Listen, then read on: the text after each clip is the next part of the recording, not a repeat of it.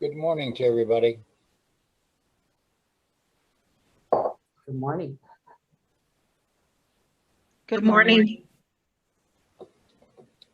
Good morning. Morning.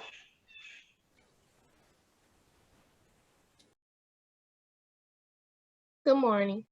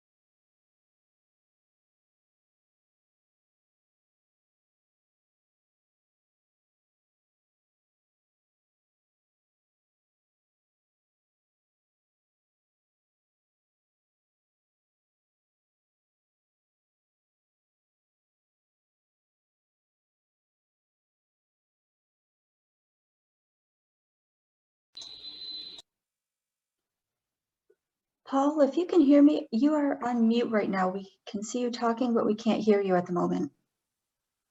Well, fine. That was a whole bunch of introductions that I completely screwed up. I apologize. Thank you so much for letting me know that. I muted everybody, and apparently I muted myself in the process. I apologize for that. So, We could hear it again. That's okay. So extra quickly, I'm going to run through the agenda real quickly. It's like you see on the screen. I'm going to do some very brief updates about what's been happening at TFM. But I know that the reason you guys are all here is to hear our wonderful lineup of speakers, which will start with Dr. Sheffer from the Council of Tobacco Treatment Training Programs, and then Kara Kiesling from the U of M Smoke-Free Environmental Law Project will be this morning. We will then take a break for lunch. We'll keep the Zoom open so that people can talk amongst themselves. We did that last year, and the people that stuck around really enjoyed it. So we will keep that open as an option. And then in the afternoon, we will restart with Dr. Lisa Lowry from the DeVos Children's Hospital and MSU talking about trends with teens. So when I was muted, I stumbled over saying trends with teens as well. So you're getting the full repeat here. And then finally, Jody Radke from the Campaign for Tobacco-Free Kids will talk a little bit about what she's seeing federally, as well as how people can get involved locally. So without wasting any more time, very quick TFM updates, if I can get to my screen so I can advance this. So this spring there were a number of legislative bills introduced, and I'm not going to go into them because Kara and Jody are going to talk more about them later. But I just really wanted to highlight that there was a bill introduced that was going to increase the fines and introduce jail time for minors that possessed or attempted to purchase tobacco, which does not reduce teen smoking rates effectively. I put out a call to action, and a number of you joined the committee meeting to object to this. And I am extremely excited that the committee heard those objections and removed all the extra fines, actually removed the jail time. The fines got a much smaller increase, and rather than being misdemeanors like they currently are, regardless of how many times you are caught with tobacco, they're now going to be civil infractions, so they don't go on your permanent record, which is a very good thing. So I just wanted to really highlight that and thank everybody that did participate in that, because it really shows that we are able to make a difference, and we can stop bad policies from going into place and get good policies enacted, because this is, as currently written, is a drastic improvement over the current state of Michigan's PUP laws. We've also been working on a partnership with the Michigan Health Alliance for Tobacco Treatment, where we're trying to get tobacco treatment, particularly by tobacco treatment specialists, covered by Medicaid and Medicare and private insurance, which is part of why we asked Dr. Sheffer to come and talk today, which is very pleased to have her. And then there are also a couple of local initiatives that TFM is helping out with to try to get menthol banned in Grand Rapids and Detroit. Even though there's a federal ban going in place, it doesn't cover everything, and it's going to take a long time. So getting local efforts through is still extremely important. If you're interested in helping out with any of those, either the tobacco treatment or either of the local initiatives, feel free to contact me or contact the Urban League of West Michigan directly, or the Detroit Wayne Oakland Tobacco Coalition, or Amanda Holmes at Henry Ford, who is the president of the Michigan Health Alliance for Tobacco Treatment. And couple things that we do have coming up very shortly. The mini grants will be going out, the applications will be going out in the next TFM update, which will be around August 1st. As with last year, these are $500 to $2,000 grants that are intended to be for sort of pilot projects, proof of concept type projects. There'll be a particular emphasis on those that address heavily impacted groups for trying to reduce tobacco usage amongst them, or at least reducing the impact that tobacco has on those demographics. But watch for the full announcement in the next update, which will have the application. But you can start thinking about your projects now. I am also slightly going to jump the gun. We have a board of directors meeting this afternoon where we're looking to simplify our membership options to try to make it easier for both individuals and groups to join. I don't want to announce that just in case it doesn't get passed, but that will be coming through soon. Along the lines of board of directors, we're starting the recruitment for the 2022 board of directors group. If you are interested in joining the board or would like to nominate somebody, please let me know and I will pass that along to our nominating committee. And finally, this is just sort of a last minute thing.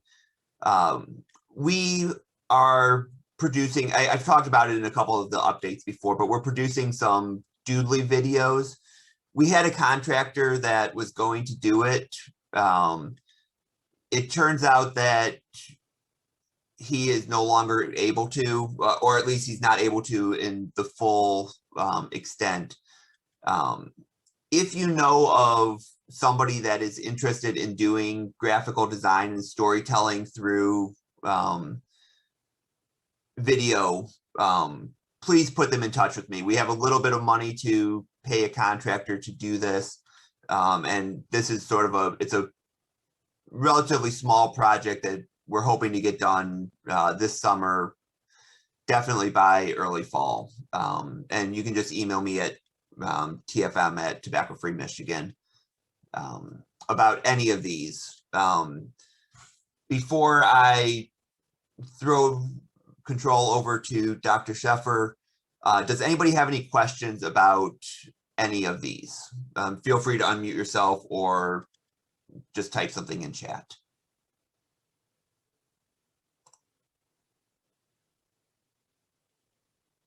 Melanie, yes, you will get an hour of McCab continuing education credits for every hour that you're on here. I will put up a form to fill out both right before lunch and at the end of the session for that. And it looks like everybody else is on mute. So with that, I would like to introduce Dr. Sheffer from the Council for Tobacco Training Programs. She's the president there, as well as a sorry, my notes just blanked on all of your titles, so it's going to be a very bad introduction. I had them right up there, I swear, but thank you so much for coming in and talking a little bit about tobacco treatment and really the sort of the best practices. We're definitely looking forward to this. We have a number of our members that are actively engaged with individuals that are addicted to tobacco and trying to quit. So this is definitely good, and it's something that here in Michigan we need a lot of help with. I will throw that over to you. If anybody has any questions, I believe Dr. Sheffer asked either throw them in chat or at the end we'll have a question and answer period. With that, I believe you should be able to share your screen. Okay, give me like 10 seconds to get this situated. Do you have to unshare for me to share? I don't think so, but I will. I am not sharing anymore. Okay, let's see.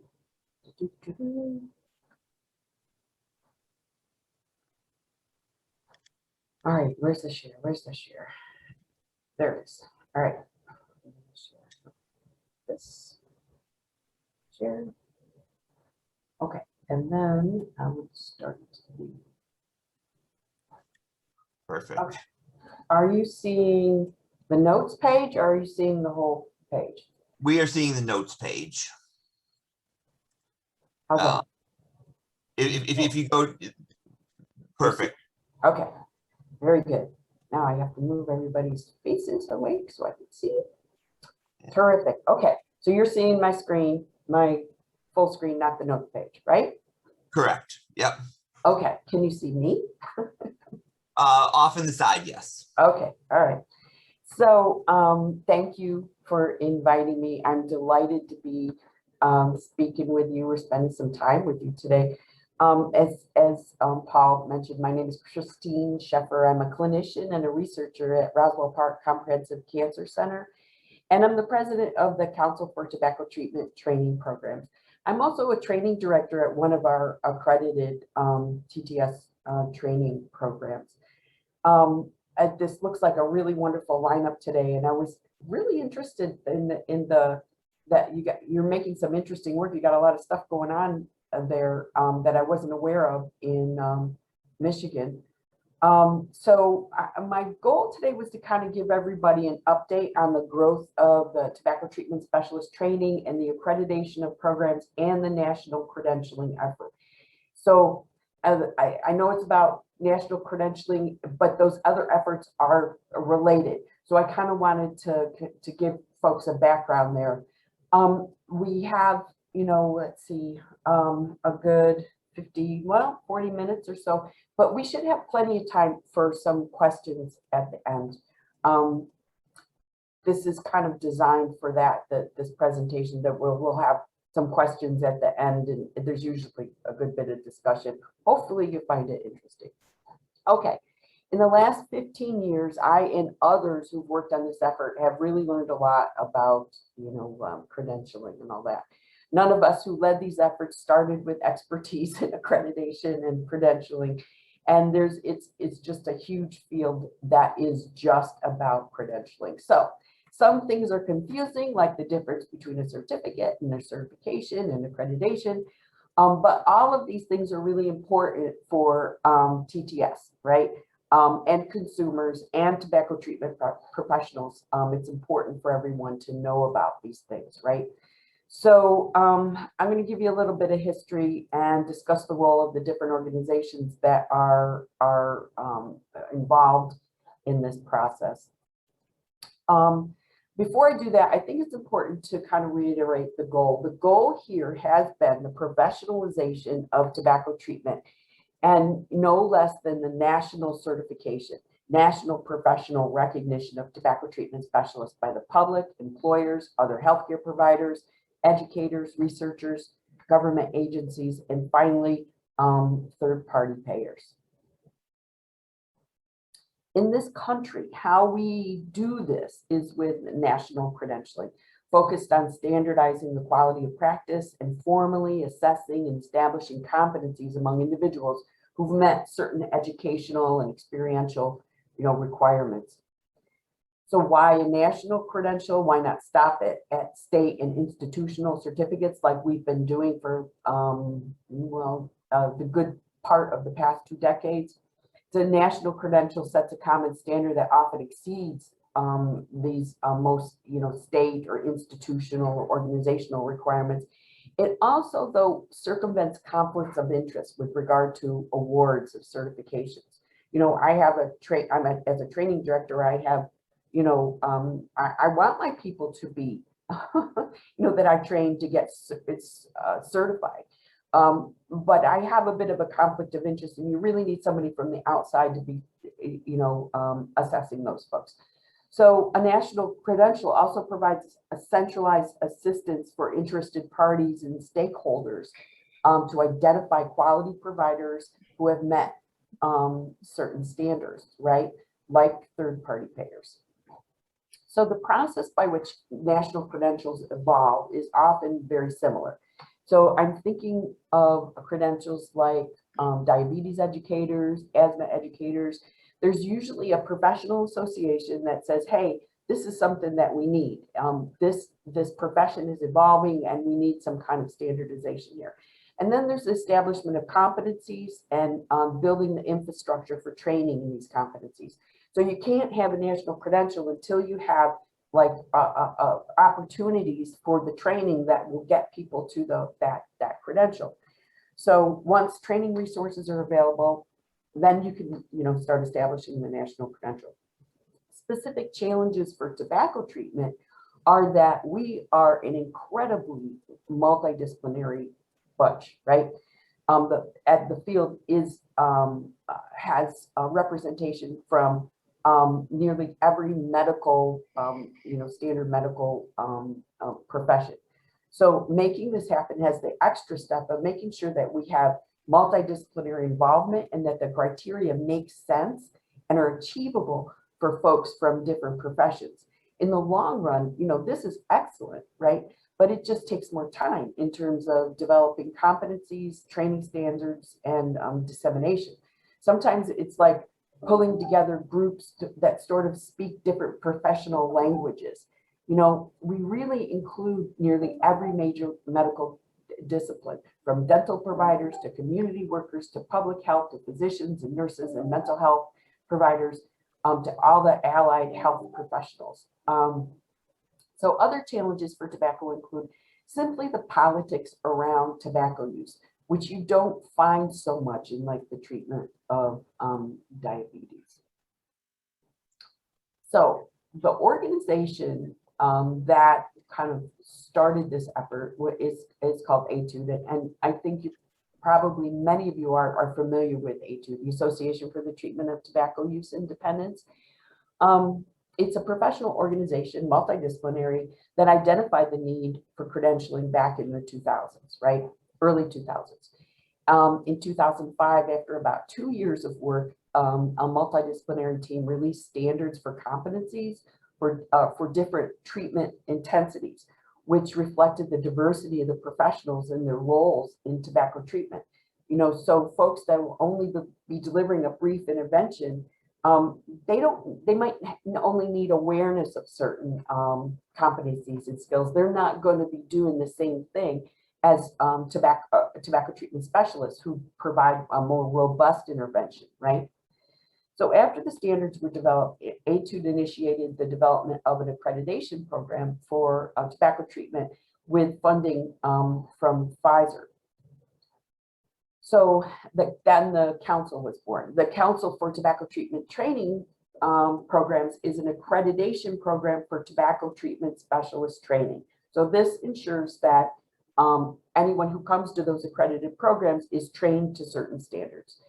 So the council took the standards, which, for training purposes, they have to be kind of, transformed a bit into training competencies. So we only accredit tobacco treatment specialist training. So only those, we expect a high level of proficiency for all those folks who are being taught, right?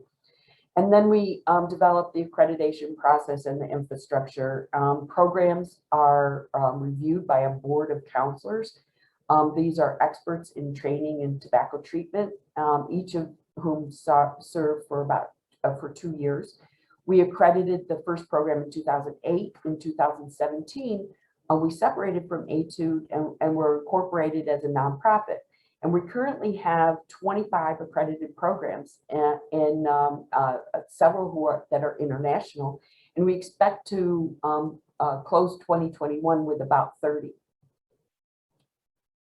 Just a little bit about the council. The council accredits TTS training programs. Accreditation is not credentialing. The two are related, but they're very different animals.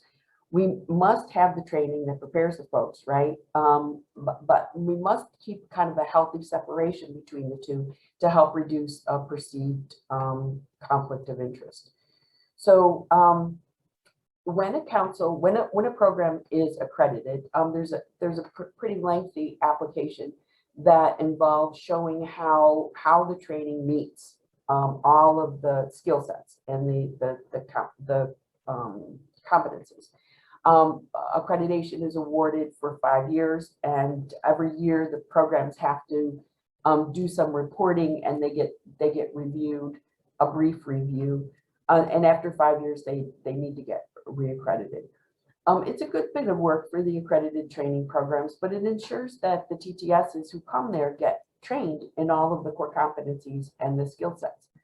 Part of the mission statement of the council is to serve as a resource for tobacco treatment specialist credentialing, because that's really important to the field at this point. As the president, I see the council and the training programs as key to the development of the national credentialing, and we work to keep our interests in the forefront of the process. So we don't want that other arm kind of running away from us, right? With that in mind, Etude and the council partnered to develop the national credential. We developed and released a request for proposals for a partnership, conducted a competitive selection process, and awarded the partnership to NADAC, the Association for Addiction Professionals. They are just a really great partner for this. They have developed many credentials just from the start, right? So NCCAP, it's called NCAP, the National Credentialing Commission for Addiction Professionals, is the certification arm of NADAC. And NADAC and the NCAP's mission and capacities dovetail very nicely with the missions of Etude and the council. You know, Etude and the council do not have the infrastructure or the capacity to manage a national credential. And again, we want to reduce the potential for conflict of interest too. So I'm particularly excited about this second bullet here in the NADAC mission. High quality evidence-based treatment for tobacco dependence should be available to every tobacco user who needs it by a credentialed tobacco treatment specialist. And I think we can move in that direction with NADAC's experience in national certifications, government relations, advocacy, especially with regard to third-party payers, which they have had significant success with that in the past. Let's see. So here we are. The council's role is to support the multi-stage process. There were a lot of really good reasons for conducting this process in phases, one of which is that we can't raise the bar too fast without excluding important groups of folks who've been providing tobacco treatment. So we developed the national certificate as an interim process in, it was initiated in 2017. This step also allowed us to estimate the demand for certification because of the only organization that is putting resources into this, like, you know, hard resources, not the like advice and things like that, is NADAC. And we needed to show that there was actually a demand for this. Developing a credential, a national credential, is really expensive, in the hundreds of thousands of dollars. So we had to kind of show that there is going to be a market for this if they invest the resources. So I think we have about 2,000 total certificates awarded at the moment, and we're making next steps with this now. After several stops and starts in the pandemic, we expect to complete the process of developing the requirements this year. We recently reconvened, or NADAC reconvened, a multidisciplinary task force, and we have a lot more representation on that task force. And I think that's going to be beneficial to the whole process. It's likely that the national credential to have a 2-year renewal period and continuing education requirements, which is also something we need to develop in terms of infrastructure. There'll be a test exempt period for at least a year where folks with the national certificate will be able to obtain the certification without testing again. So this is the process, and some of you might be familiar and already have the NCTP certificate, but you can apply for it now. You must have completed a council accredited TTS training program. You know, go to the website to find these. When you complete the program, you're given a document that is a completion document, and you need that to apply for the national certificate. Many of the programs now have virtual or blended opportunities. So there's the one thing with the pandemic is that it made all of us kind of accelerate the development of virtual learning and get real creative with it too. So this means that though that it's not just attending the TTS training, you have to you know, pass any tests or evaluations that they have as well. So the program gives you the completion document, and then you download the application from the NADAC website, submit the application with the document of completion, and you know, you have to complete some background information. And once this is approved, they'll send you a code to take the national test, and the test is completed online. You need to pass the test and submit the attestation of 240 post-training hours of competency-based practice. Now, you can take the test before you do all that. So my recommendation is always take the test soon after you do the training, and then they'll hold on to that until you're able to submit your hours. Some other questions that come up with the hours. The hours can be any of the competencies. They don't have to be just counseling, right? We have a lot of our TTSs don't do tobacco treatment full time. So, you know, they're like, well, how can I get, you know, 240 hours in 2 years if I'm only seeing people, you know, 5 hours a week or something? But it's look at all the competencies. There are other tobacco related activities that can count toward that competency related practice.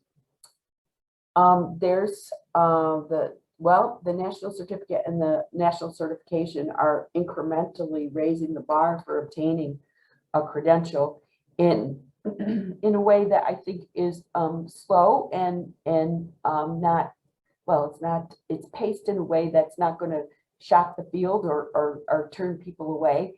Nearly all of the training directors in the accredited programs were involved with the development of the certificate and will have a role in the development of the full certification.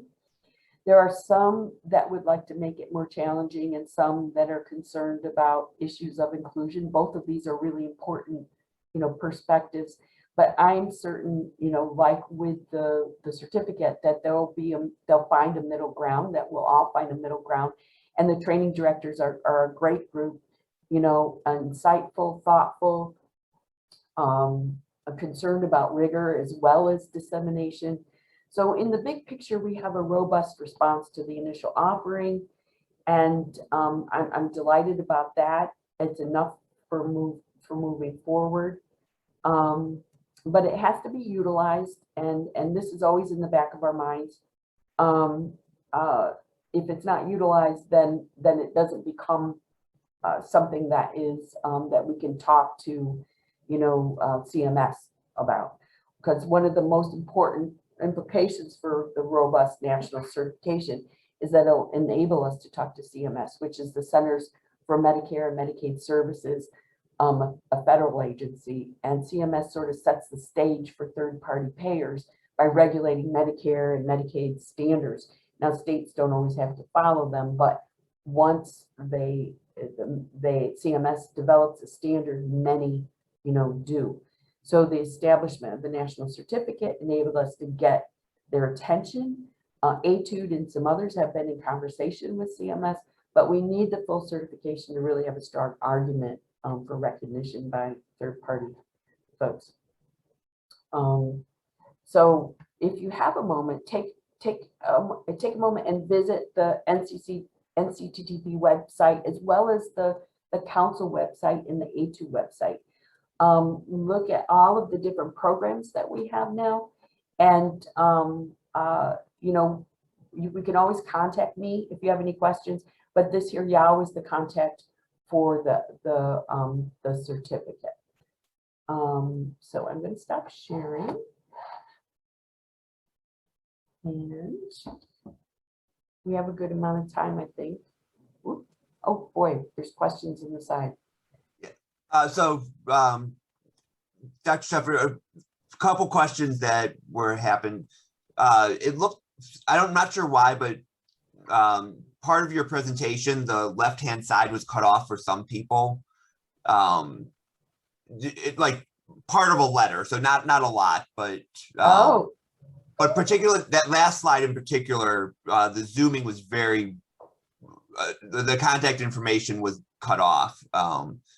Could you possibly type that into the chat? Sure. So that people have access to that. Yes.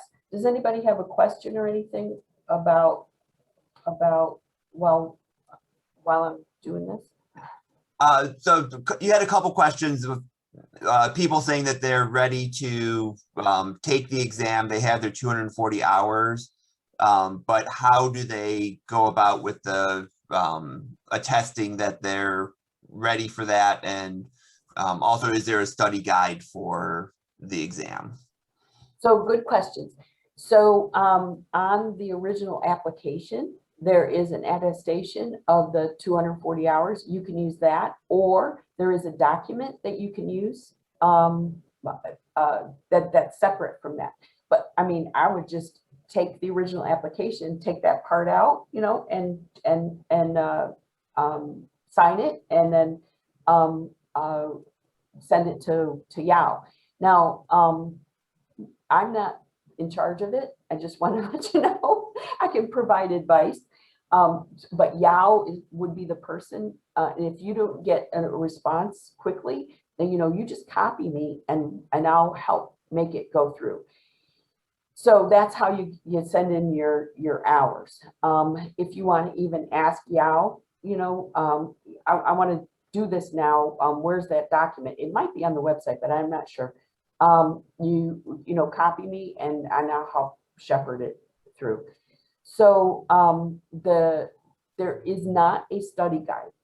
The materials that you need to use to study for the exam are the materials that you get through training.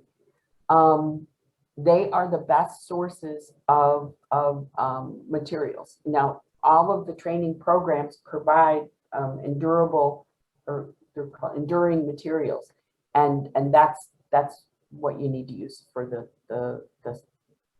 for studying. Is the test similar to test required after completing TTS training?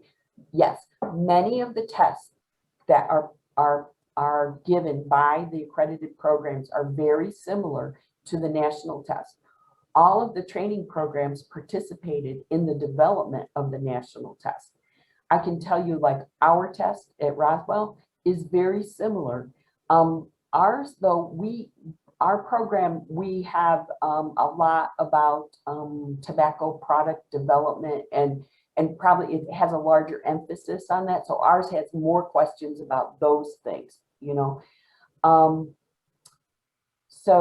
Yeah, a lot of, if you do well on the test for the training program, then you probably do well on the test for the national test, right? Everybody's kind of got a multiple choice test, you know. I know, like, folks who haven't been in school for a long time, they're like, oh, a multiple choice test, because there's like tricky things about multiple choice tests. But the test for the national test is not designed to be tricky at all, right? It's designed to be pretty straightforward. Let's see, what we can do, any of the programs under the accredited programs. Yes, any of the programs, any of the accredited programs on it's the cttp.org website, cttp.org.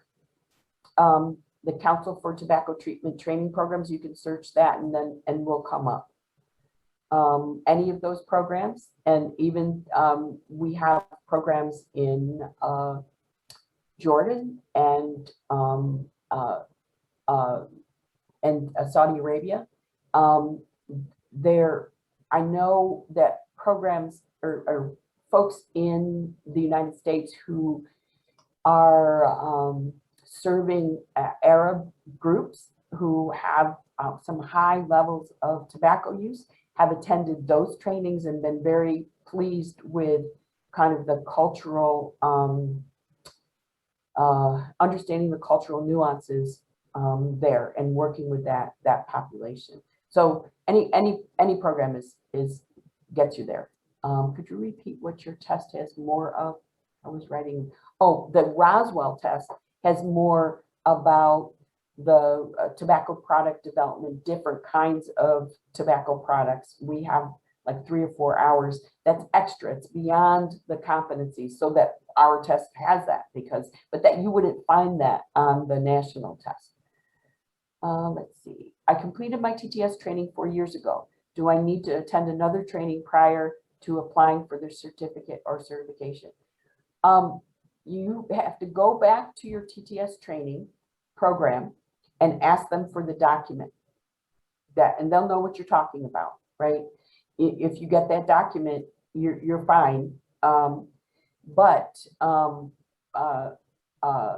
You probably want to look at the materials again before you take a test, you know. But if you've been practicing and you kept up with stuff, you should probably be fine. Thank you for putting the link to the accredited programs. There's also a calendar on there that if you're looking for a particular time for programs to be, you don't have to take the training within 2 years of testing. Take the training within 2 years of testing. You have to, I think what you might be referring to there, Julie, is you have to, once you apply for the certificate, you have to do your hours within 2 years, right?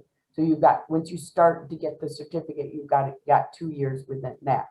So I'm not aware of anything where you have to take the training within 2 years of testing. Anything else? Do the 240s have to include counseling hours? It can be anything with the core competencies. The core there's 11 core competencies, and each competency has skill sets, right? So that doesn't have to, it's a very common question. It does not have to be counseling hours. So you've got, like if you're teaching or doing some research on something, or you're doing just assessments, or you're presenting, look at all the core competencies and see how your activities match on those competencies, because you might be surprised how much like something like this, right, would count, right?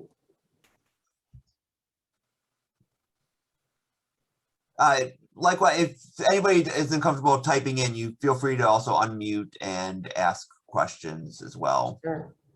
So you know, y'all don't have a accredited program in Michigan, but the University of Michigan, I believe, has been working with UMass. So they offer, you know, training that counts, I guess, for it's through UMass.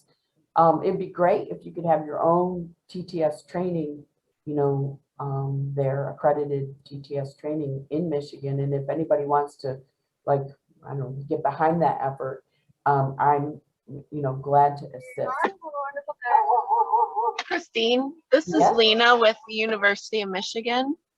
We are actually in the process of getting our own program accredited, and we hope to have that application in by September. So we should be having one coming soon. Yeah, that'd be wonderful. I'm aware that you've been in conversation with our executive director, Wendy. But I didn't want to bring that up unless y'all want to bring it up, you know. But it would be wonderful, and let us know what we can do to help with that process. The application is quite lengthy, you know, and then there's also some preliminary work that you need to do, you know. So, you know, feel free to make you know, meetings with me and Wendy, and we'll make sure that your application is as competitive as possible when it goes in. Now, it has to be reviewed by the reviewers, right? But we like to make sure that it saves everybody time and effort and pain if we just, you know, make it as good as we can before it goes in, knowing what they're expecting. Thank you. Yeah, sure. Thank you. And Wendy's been very helpful. Yes, she's great. Helping us. Yeah, this is the first year we've ever had an executive director. Oh, it's so wonderful. It's so wonderful to have some help, you know. Let's see. I have a question here about, can you clarify the difference between a CTTS and an NCTTP? For people who have CTTS, do they need to pursue this new designation? You know, that's a tricky question. You know, there isn't any regulation about the CTTS. That's kind of like an institutional thing. And I'm like, if you finish a training, you can call yourself a TTS. There's nothing that prevents you from doing that.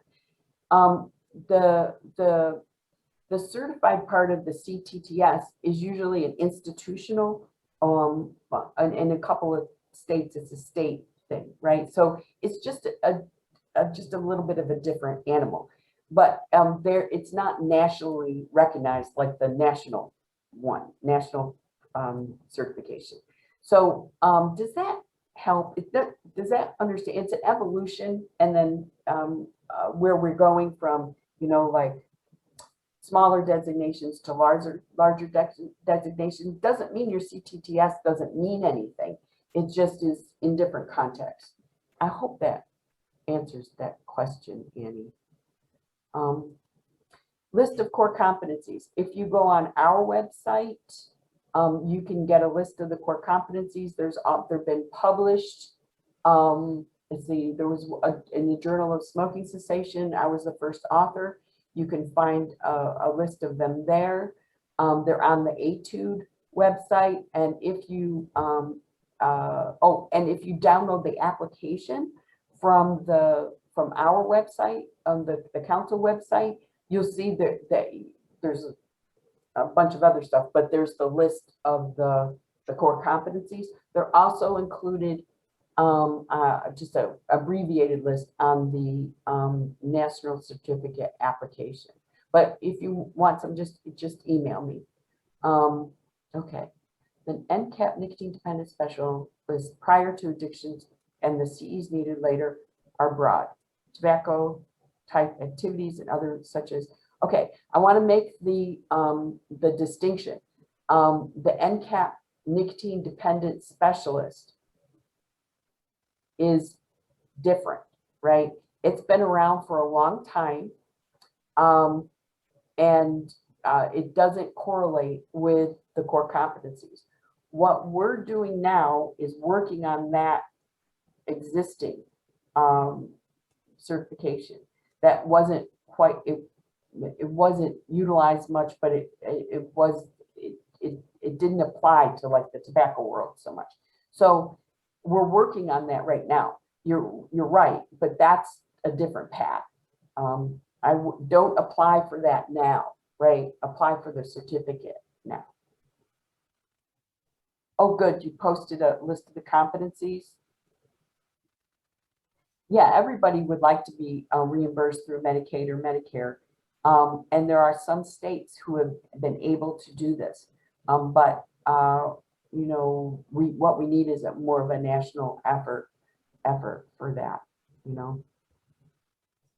Yeah, and I think along with that, it's going to be a slow process, both at the state and national levels. Probably it's going to be a while before we can get reimbursement, but it's something we definitely want because we know that people are able to quit more successfully if they have the assistance of a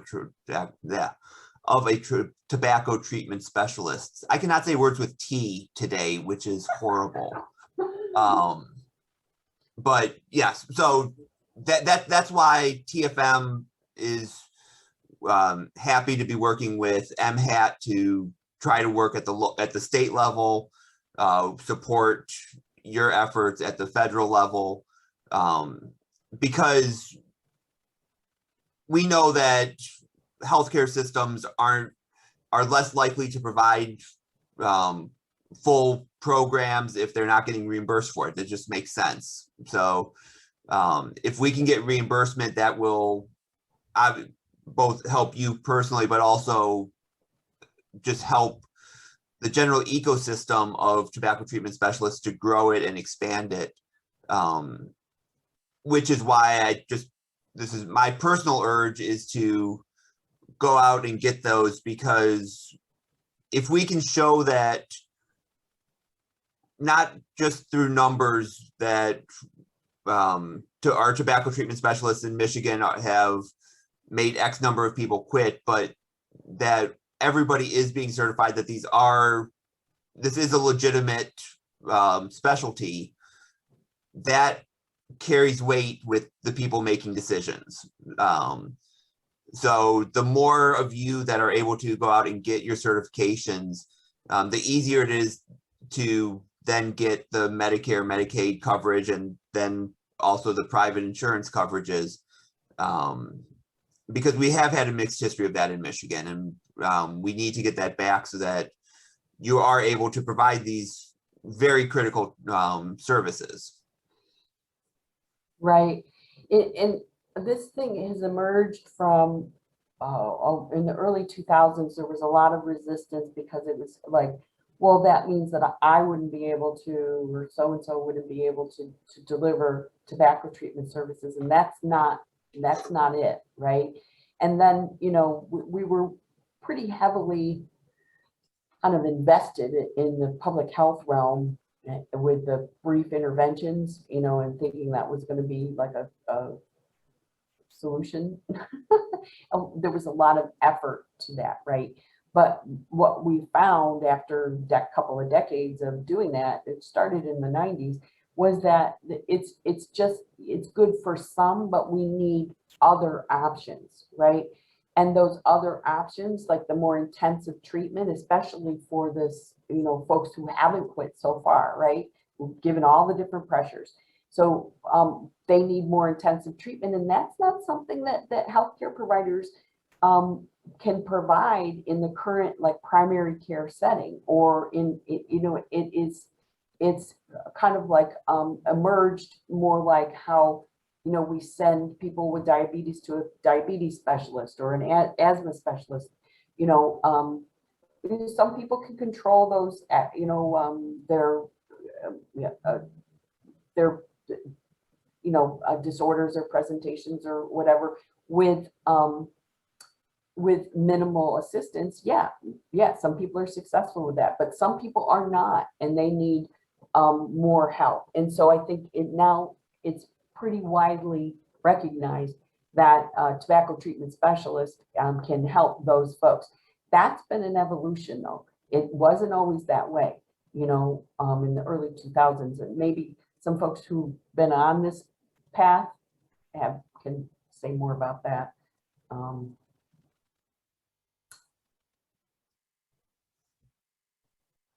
Any other final questions? If not, it is 10:55. I think we can take a quick 5-minute break before we turn the presentations over to Kara to talk about some of the things happening locally here in Michigan.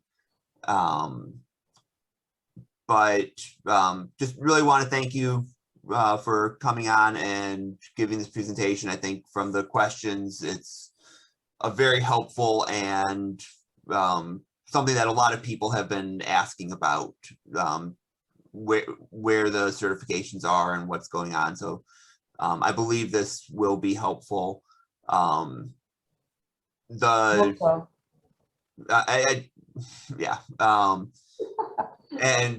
no, it definitely was. I know I learned a lot, but that's not too hard for me to learn a lot. And I also just will send out a little bit of sympathy. Before coming to TFM, I used to work not in healthcare at all, but was working on setting up a certification for a national certification for some conservation groups, and I know how much of a pain that was. And that does not involve dealing with health or any of the complicated issues. So your job has to just be like 100,000 times more difficult than it was, and I was only tangentially involved, and I know how hard that was. So thank you so much for the work that you're putting in. And I hope that really people do take advantage of these certifications. The list of programs was posted earlier in the chat. But as mentioned, U of M and Spectrum Health both do put on trainings through UMass as well. So even though there isn't someplace in Michigan that currently provides it directly, there are indirect options. And there will be, hopefully. Yes, and hopefully there will be soon. Yeah. Terrific. Well, thank you very much. And thanks for the validation, Paul. Appreciate that. Oh, no problem. Could you send me your slides so that I can send them out to everybody? Yeah, I'll send them as soon as I turn off here. Cool. Right. Thank you. Thank you. Bye. Bye. So we'll just take a quick 3-minute break for restroom or whatever. And then Kara and her cat will be back shortly. And or did the cat get banished, Kara? I'm trying to convince her that she does not need to be on camera, but of course, right when you're about to present is right when your pets decide that they need to be right in your face. So, okay. I think I distracted her with some toys, hopefully. Well, she'll wait until you're talking and then she'll come back. No worries. So, I'm just going to throw the agenda up again for everybody.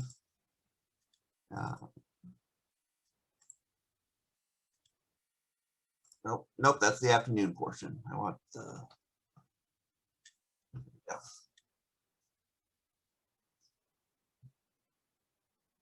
Yeah. But as always, if you have any questions, feel free to type them in the chat and we'll keep following that.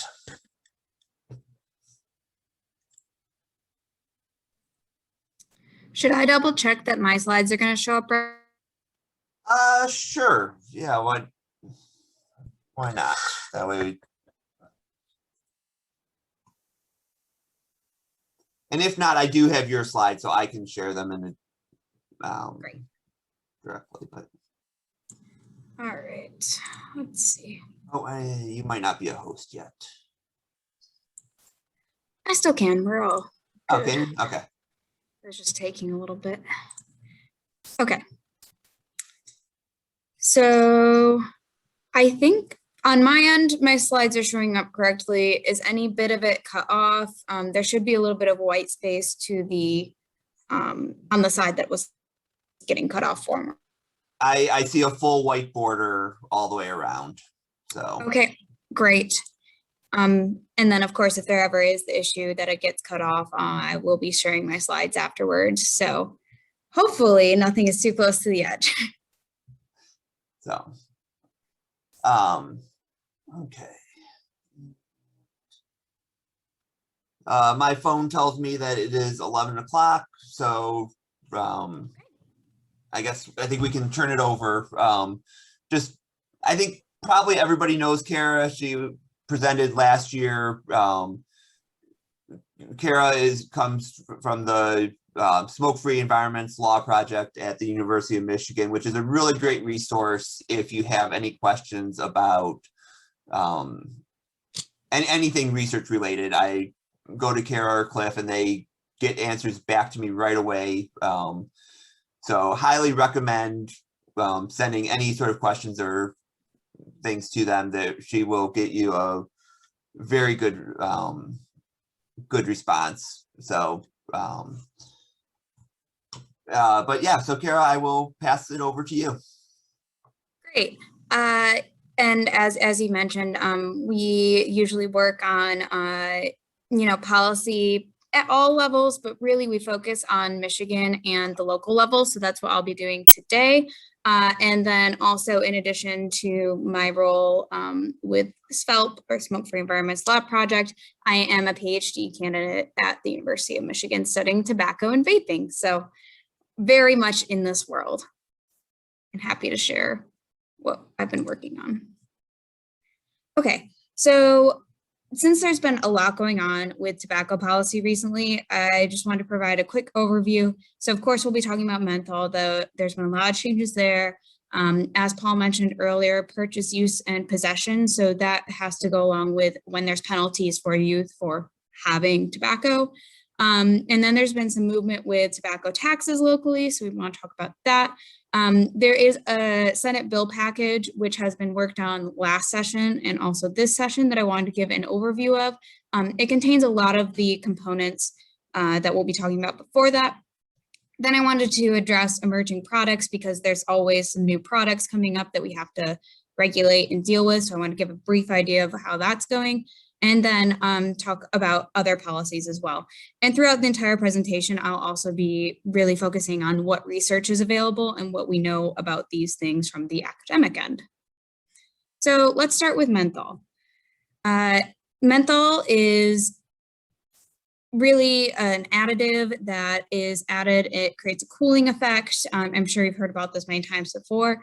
And I just wanted to pick out this quote that menthol in cigarettes has been shown to increase regular smoking and nicotine dependence, as well as decrease success for smoking cessation. So there is something unique about menthol, whether it is the cooling effect or other components of it. It makes it more difficult to quit smoking, and people who use menthol cigarettes have a harder time. So that's important to note, is that in addition to flavors attracting youth, as you can see in the corner here about menthol being not cool, there's also some evidence that it is just harder to quit if you're using these products. And also, as I'm sure you've heard, that the African-American community are targeted by tobacco companies specifically to receive menthol advertisements, and they have a higher corresponding use rate then. Their exposure to marketing is greater, as you can see in this image down in the corner here. In African-American neighborhoods, it has been shown through many studies that there is more menthol marketing on the storefront and et cetera. And also, there's a higher density of stores in those neighborhoods, just creating more opportunity for people to see that marketing, as well as youth. So youth on their way to school, especially if you're in an inner city area, a lot of people walk to school or walk around, and you're just exposed to that more. So over 80% of African-American smokers use mentholated products, which is a staggering statistic, but also just shows how pervasive it is in the community. To take it to Michigan, there's actually a study that was done recently, and that from the Michigan Department of Health and Human Services in collaboration with the Black Caucus Foundation of Michigan, and they looked specifically at African-American smokers and asked them questions about menthol use, as well as when they started smoking, etc. So this is just about menthol use, but that is a great resource if you're looking for what African-American smokers are doing in your county. I would highly recommend this. This is a great resource. So 66% of African-American smokers that were in this study started smoking with menthol cigarettes, regardless of any other factors, so age, income, etc.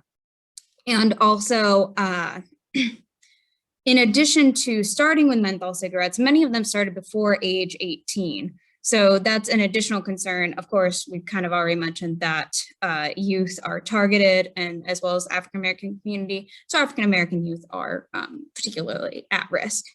On the left here, you can see the cigarette flavor preference. Nearly half of the smokers were using menthol only, with 16% of them also using menthol and non-menthol cigarettes. And only about 36% were using regular non-menthol. And then for other products, so not just menthol cigarettes, but across, cigars, smokeless tobacco, yeah, that's the right word. Menthol was also heavily preferred compared to regular as well as other flavors. So that's just to note that in Michigan, also there's evidence that African-American smokers and tobacco users are heavily using menthol.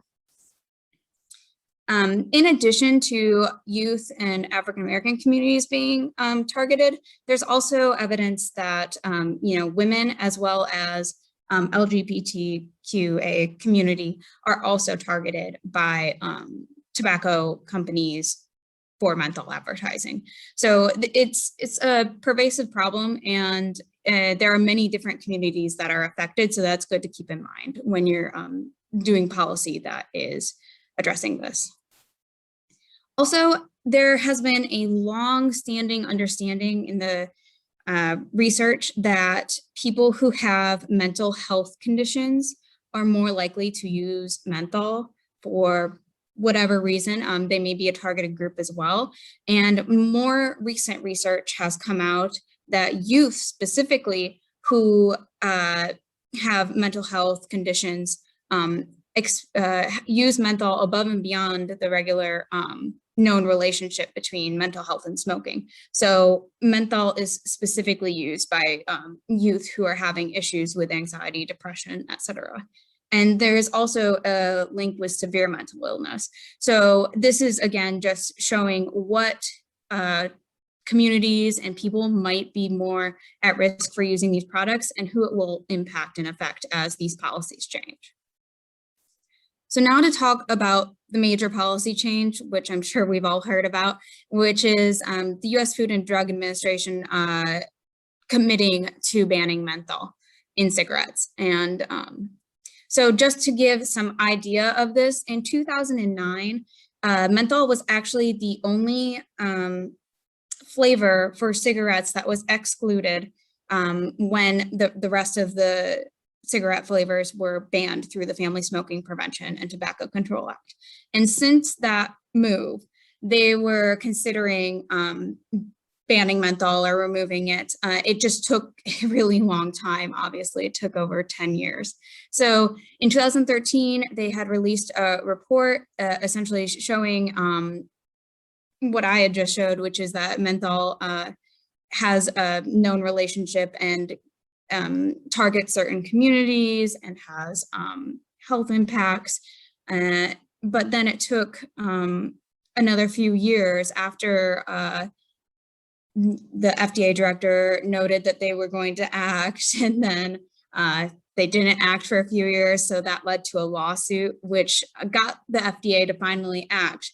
And in 2021, just earlier this year, they have actually committed to banning menthol cigarettes, which is a big policy move. So that's something that Jody will talk about more in the future presentations in just a few hours.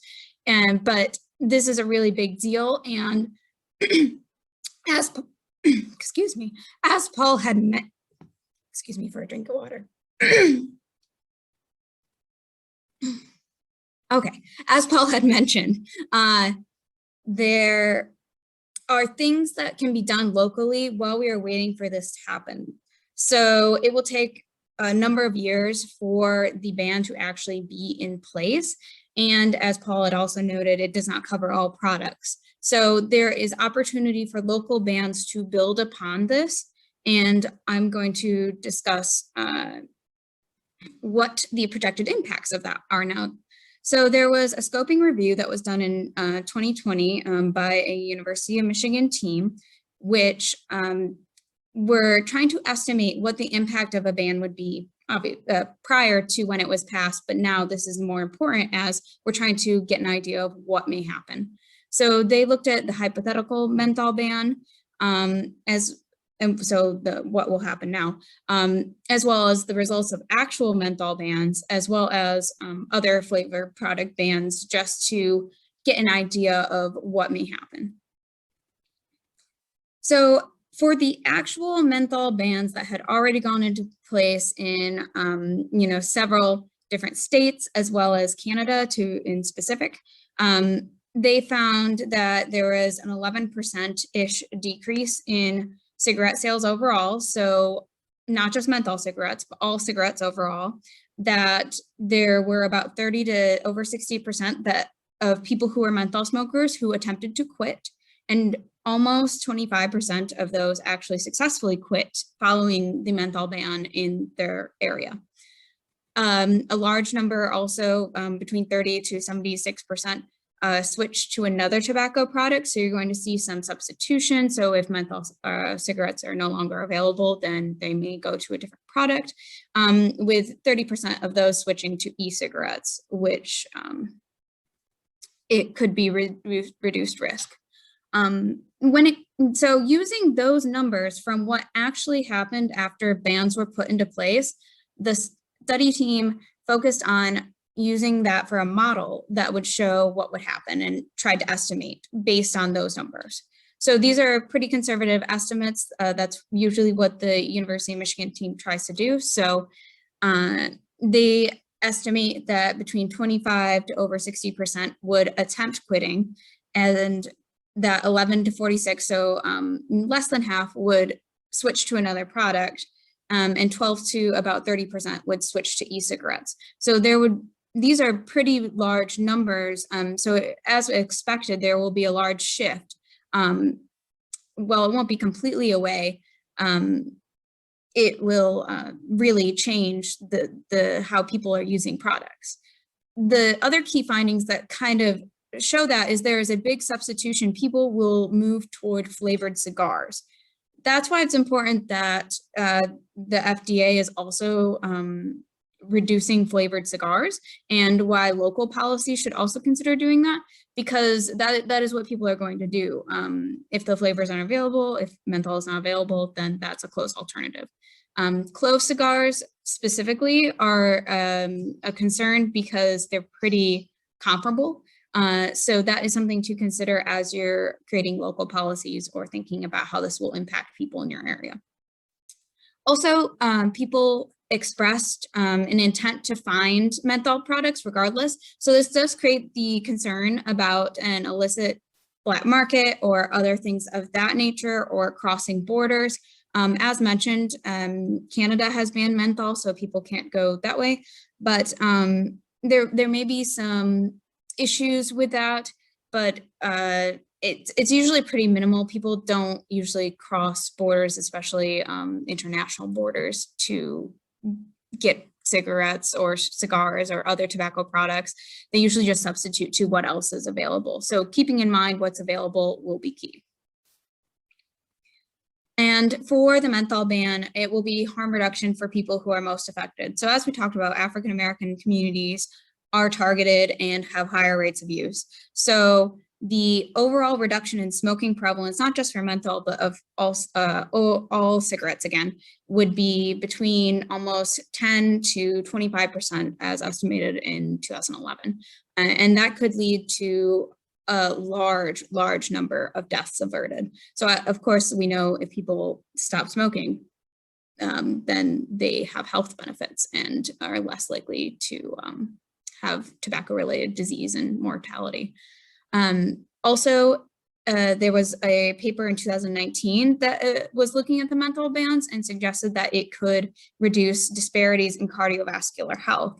So this would also, of course, maybe be more important now that also there are going to be no flavored cigars in the future. A recent, within the last month, article also said that switching away from menthol to regular cigarettes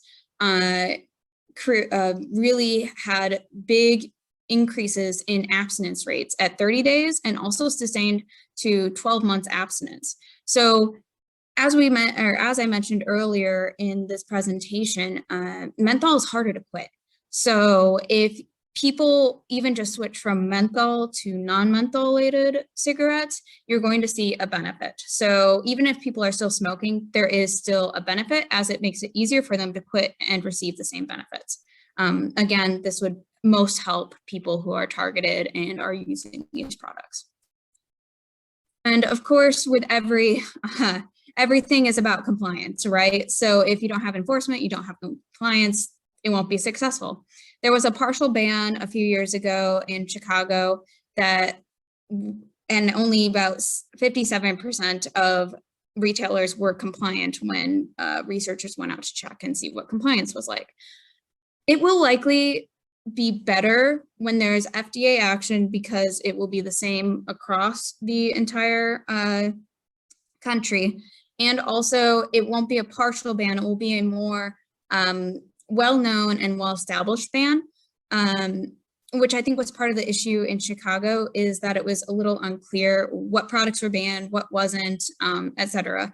But this for local action will be important to make sure that communication with retailers is established so that they have the proper education, they know what's expected of them, and you know, they take down signage and things they may not think about. Just having that communication and et cetera, because usually retailers want to comply, of course, they don't want to get in trouble. And they're usually willing to work to help reduce, you know, youth getting access to these products. So this is one way to do that. There are a lot of questions still to answer about this though, because you know, FDA is still in the rulemaking process, and it's really focused on just cigarettes and then the cigars. So we don't know what the impact on initiation will be. There isn't good enough information about that yet. Like I mentioned, there's the threat of illicit market. We don't know how much of an issue that will be. And also there's other products like the IQOS. Will people substitute to that? Is that something that we want now that it's a reduced risk product technically, or is being reviewed as such? And then also the role of e-cigarettes. So as you saw, about 30% of people had switched to e-cigarettes in some of the studies, and it's estimated that more people will be switching to e-cigarettes, and information is still coming out about that. What we do know about menthol and vaping, because there's discussion of, you know, if you limit menthol in cigarettes, should you also limit it in vaping? There's been a lot of uproar about that. So new users are not really choosing the menthol flavor. It's more so adults who are switching off of cigarettes, and tank users, which are more likely to be people who were, you know, heavier smokers, et cetera. So that kind of gives an idea of who are using menthol products. We know, of course, that menthol, or not menthol, but vaping has not been linked to cessation. So there's no good evidence about that yet. But it is important to consider that menthol as an additive might be in products that are not labeled menthol or mint. There's been more coming out about this lately, but for example, a flavor like banana ice is usually a banana flavor with a menthol component. So it's not it may not be considered a characterizing flavor as the FDA says it, but instead menthol may still be allowed in certain proportions, or if it isn't the main flavor, that's still to be sorted out, and that will be a big deal, especially for vaping, as those iced flavors are quite popular. There is a little bit of research that says menthol in vaping products may cause more irritation, which counteracts the idea that menthol is cooling and is soothing, just because the way that vaping is versus the way that smoking is, chemicals act differently. So that is something to keep in mind as well, as some products are more irritating and may be removed because of that. Also, for where people are getting menthol and vaping, I just thought this was interesting to include, that there's not a lot of online going on, but then there's also vape stores and also people. Sorry, I muted myself. And other stores and retailers are really where people are getting these products. So it's not as much online in the vape shops, but this is just a good idea of where people are getting those, so like convenience stores, etc. All right.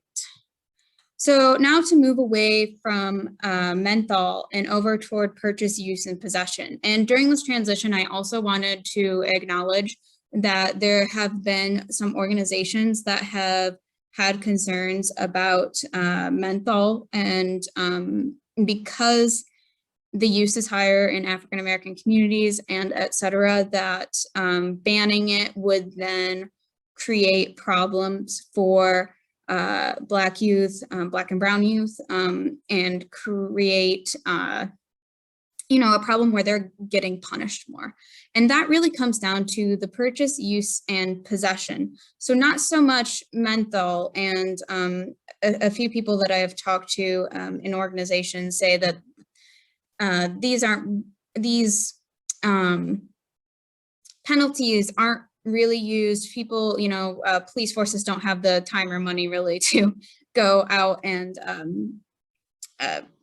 persecute people who are using these, especially youth. But it is something to keep in mind that these do exist and it can lead to issues.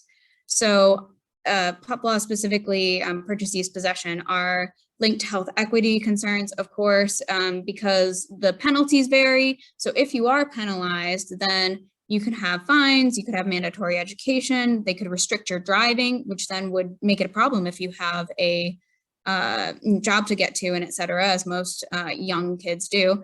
And also it could be community service, which takes time out. But also, as noted, enforcement varies across communities. So a lot of it happens at the local level and it's often unfunded. So does it get done at all? And where does it get done? There's not very good evidence that much of it is getting done. But if kids are targeted and, they get involved with police because they have a tobacco product, then the consequences can lead to bodily harm, of course, mental distress following that, and then lost opportunities, economic and future educational, and et cetera. Because as Paul had mentioned, if there is you get a criminal conviction or you have that on your record, it makes it less likely for you're going to have success in the future. And of course, people of color are disproportionately affected by this, as we know. So the youth over here, Elijah, he was 14 when he, unfortunately, in a state that had a PUP law, he had a cigar, and he was forcefully detained after having that. So he was unfortunately one of the examples of where he wouldn't, let go of his tobacco product and didn't see the problem with it. And a police officer took it too far. So, and he's a 14-year-old child. We don't want this happening to other people. So not just, not wanting to have the convictions and the fines and the et cetera, just not having those interaction with police even be possible. So, and the evidence for PUP laws is really mixed. There is some evidence that it does deter, but there's more and more evidence, especially as police interactions are coming under more scrutiny, that it could cause potential harm. So that potential harm has to be weighed with what the potential positives are, which is deterring youth from getting these products and then having them be held accountable if they do use them.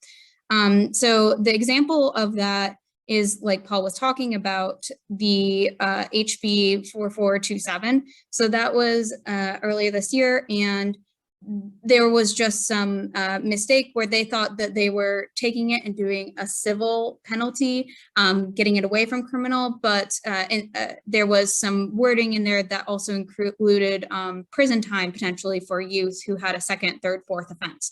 So people are receptive to hearing about this, and this is in Section 2 of the Michigan Youth Tobacco law. So that's where this is, and Michigan still has it, even though there have been improvements to it, there are still fines and et cetera. So that is just something to keep in mind, to be aware of what's going on and then how this may impact locally. Then to kind of go along with what I found in some of my research is that discriminalization of youth access to tobacco is really what we want to move forward to. So this is the direction that we've been moving in Michigan, but there's still more work to be done. And it's from shifting the criminal penalties on the minors, who are the youth who are getting the tobacco products, really to the civil punishment for retailers. So not just civil punishment for minors, we want to move away from that as well, to retailers, and really have it be on the people who are selling the products to the minors. And then that, of course, creates an investment in the future of local use, because then you're reducing their access to it, because if you're going after the retailer, then it prevents them from selling to other children. And it also removes the criminal charges associated with just possessing or using tobacco. To move on to a little bit of a lighter topic, taxes. Taxes have been something that have been part of tobacco control policy for a long time. And there's really good evidence that they work. So they can lead low-income smokers, of course, who have lower funds to quit or cut back on their use of cigarettes and other tobacco products. Youth particularly are also really price sensitive. So tax policies are a way to reduce youth access as well. And there's strong support for through polls have found that public support for tobacco taxes is pretty high because those who are using should be paying for well, the idea is those who are using the product should be paying for the programs that go with that. And then, of course, a big benefit from the local and state, federal, et cetera side is that those funds can then be used to fund the tobacco control efforts. So that can go toward enforcement, it can go toward preventing use in your area, pretty much anything that you are trying to do to reduce tobacco use in your area, taxes can help with that. Also, there is, just to make a note, this is another area where illicit trade or smuggling is a concern. And a few different articles have addressed this, and it's fairly unlikely because the amount that the price is being raised doesn't usually cause people to go across borders and put in a lot of time and effort to finding the lower price products. It has to be relatively easy for people. So it just isn't a very likely issue to happen, especially when there's alternatives available. So this is a map that shows the United States in a recent article that was released in 2020. And this is the self-reported price per pack. So self-reported price per pack is going to include not only what your tax rate is, but what people are paying, because there's also promotions that go into it. People get coupons, etc. So in Michigan, you can see that we, we're around the lower end. There's places that have much higher pack prices, as we know of, but also the majority of the country is about where we're at. So and there's variation in the state of Michigan. You may be able to see, it's a little bit hard to see, but some places it's much higher, some places it's less because there's local policies. So what the study found that was looking at this was that heterogeneity, so this differences across jurisdictions, can undermine the tax efforts. Because of that issue of people, if you can just go to the next county over and you know it's cheaper, why wouldn't you do that? So having policy that is consistent across the state or federal level can really help with that, but also just being aware of what those differences are can help. This article also states that taxes are not reducing the divide across socioeconomic status because there are other things like those discounts and et cetera that can, even if you increase the tax, then the retailer and the tobacco companies can decrease the price to make it still affordable to people. So that kind of counteracts what the idea of taxes are, which is to raise the price. If the price is being reduced through other means, that's a problem. So that's why this article suggests minimum price laws as a way to help this, because if there's a minimum price that cannot be impacted by a coupon or a promotion, then that reduces targeting in those areas to reduce the price further. So setting a floor can also be helpful, and they suggest that could reduce the SES divide by making it, the actual price that we want it to be. And then they also highlighted substitution to other products. This is, of course, important. Whenever you're dealing with prices and changing the taxes on products in your area, you want to think about what are people going to use if they can no longer afford or no longer want to, at that rate, buy that. So with all the different tobacco products that there are, you know, cigarettes are differently taxed than cigars. Cigars are differently taxed than alternative nicotine products, etc. And even within cigars, little cigars and large cigars can be taxed differently. So really just looking into the policy and seeing what you are promoting by price wise for people to get can be important. So just keeping that in mind when you're working on these policies. So a recent example of tobacco taxes in the state of Michigan were some House bills that were introduced over the past year. And these focused on the cigarette tax, or not cigarette, cigar tax, my apologies. And it was altering the rate that it was set at, and then also the sunset provision. So that's after a certain amount of time, the rule would expire. And they also had a maximum price. So the article that I've been using, that is a really great article, which sums up kind of everything that's been going on with taxes recently, also argued against a maximum price. Because if you set a maximum price, of course, then as inflation changes or in the future things change, you can't go above that. So, or a maximum tax. So for example, in those bills, there was a maximum tax rate of, I think, you know, and that is lower than, it can end up being lower than a percentage then that you may set. So like 18% or 32%. So that is something to keep in mind, is all these slightly different wordings are going to change how the price is actually impacted. So just going back and thinking about, you know, what's the price now, what the price might be in the next year, and thinking through that can really help decide what a good tax policy might be for you or Michigan. So with all that,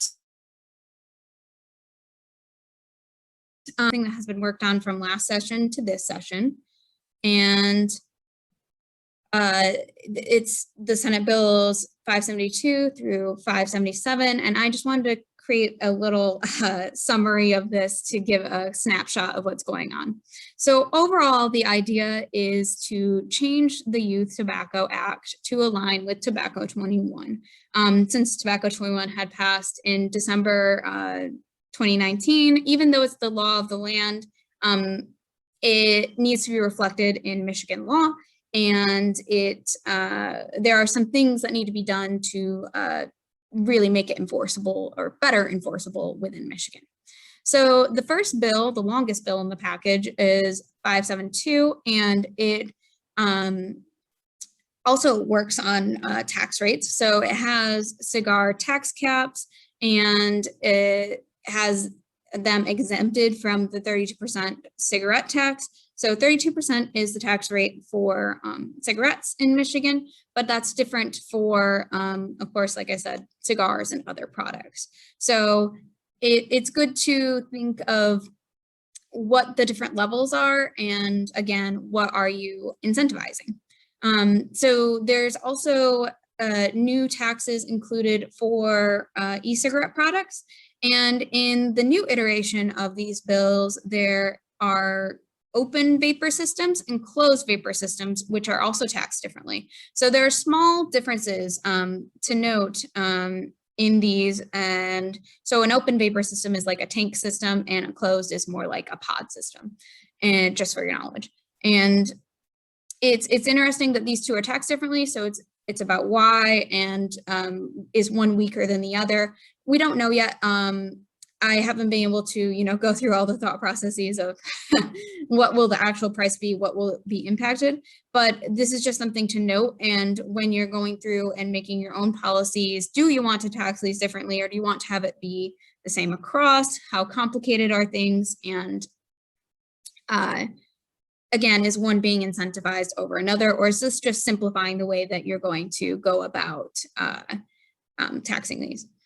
An additional thing to note about that first large bill is that the funds that are from the taxes are going to go to the general fund. After $250,000 goes to enforcement, and after $2.5 million goes to local public health. So after those two goals are settled, then it would go to the general fund, which then could be used for anything, not just tobacco control. Then the other bills in this package focus on advertising restrictions and bring that more in line, especially for e-cigarette products. The next bill, 574, looks at age verification procedures and raises the penalties. So the penalties are increased from the last round of the last session. But this is there's a short suspension time for removing a tobacco retailer's license if they sell to a child.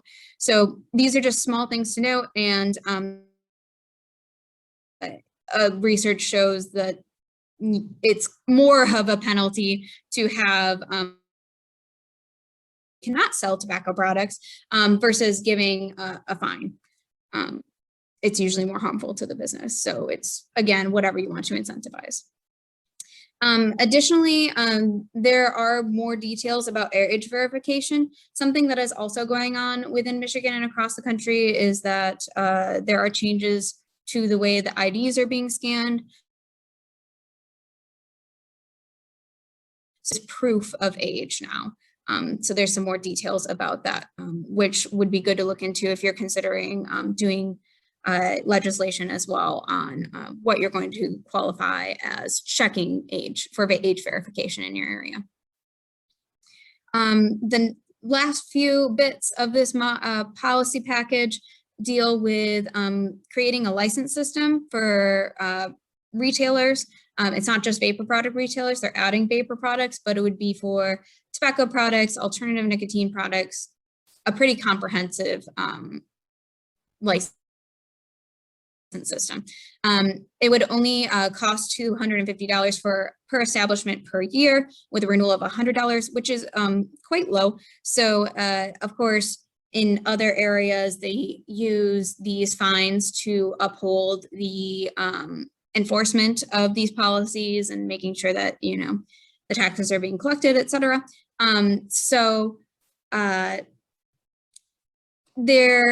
That it may be unlikely that those amounts would be able to support a system, but more financial analysis needs to be done to see what is necessary. And again, in some positive changes, penalties have been increased for retailers who sell to children. So these are positive things that are happening because, of course, we want to incentivize retailers to not sell to children. The last two bills in this package are quite a bit smaller, and they deal with limiting tobacco product distribution by mail, sewing up some of the loopholes that are in existence, and then also, you know, getting the Age of Majority Act into compliance and making sure that everything works within the bill set to be enforceable and usable. So that's a lot of information that I summarized down, and I'm happy to try to answer some questions, but I think there might be also more discussion about this in the future. The last topic that I was going to cover is emerging products, one of those being, of course, synthetic nicotine. That has been something that is coming out. So in Michigan, there was a bill to add synthetic nicotine as a definition to the Youth Tobacco Act. Lots of changes to the Youth Tobacco Act recently, or proposed changes, I should say. And so that would make it more comprehensive and include products that are currently not regulated. For example, Puff Bar is noting that they wanted, which is a vaping company, noted that they wanted to move away from nicotine that is from tobacco plants and go toward tobacco-free nicotine. That is thought to mean synthetic nicotine, but it's also notable that nicotine is not just found in tobacco plants, it's also found in some other plant materials. So the definition of synthetic nicotine is really a chemical process. If it comes from plants, it's a different process. But that's why definitions are important. So there has been some action around that to make sure that all products are covered, that synthetic nicotine has the right definition. And this is important for local policies too, because you could end up not being able to enforce policies on these puff bars if they have synthetic nicotine, which is not covered by your current tobacco policies. So making sure keeping up with these various things that are coming about, including new definitions in your local ordinances and et cetera, will be important as well. Another side note on puff bars that is, because I have it here and was using it as an example, is that another recent study found that when comparing Juul to puff bars and menthol flavors, that they found more potentially harmful components in puff bars. So that's also just to note that not all flavors are the same in these products. It's a lot more complicated than the traditional combustible tobacco products. And we may in the upcoming years find that certain components are more harmful, like vitamin E acetate is a great example of didn't know it was harmful, now we know it's harmful and it has to be removed from products. So just keeping up to date with those things, and there's usually action at the state level to reduce, if not the federal level, to reduce those types of components, but just to keep that on your mind as well. And then also wanted to note for emerging products, this is really something the FDA is trying to deal with the pre-market tobacco product applications, as well as the modified risk tobacco products. So they're trying to do more in that area. And I think probably Jody will mention that later as well. Other policies, just to wrap this up, wanted to also note, in addition to the purchase use possession part that was touched on earlier by Paul, that also there's been a really good movement in the last few years on smoke-free casinos. During the pandemic, a lot of them had shifted to, not allowing smoke in the casinos anymore. Not all casinos are smoke-free, so if you have one in your area that isn't yet, that would be another good area to try to do local policy.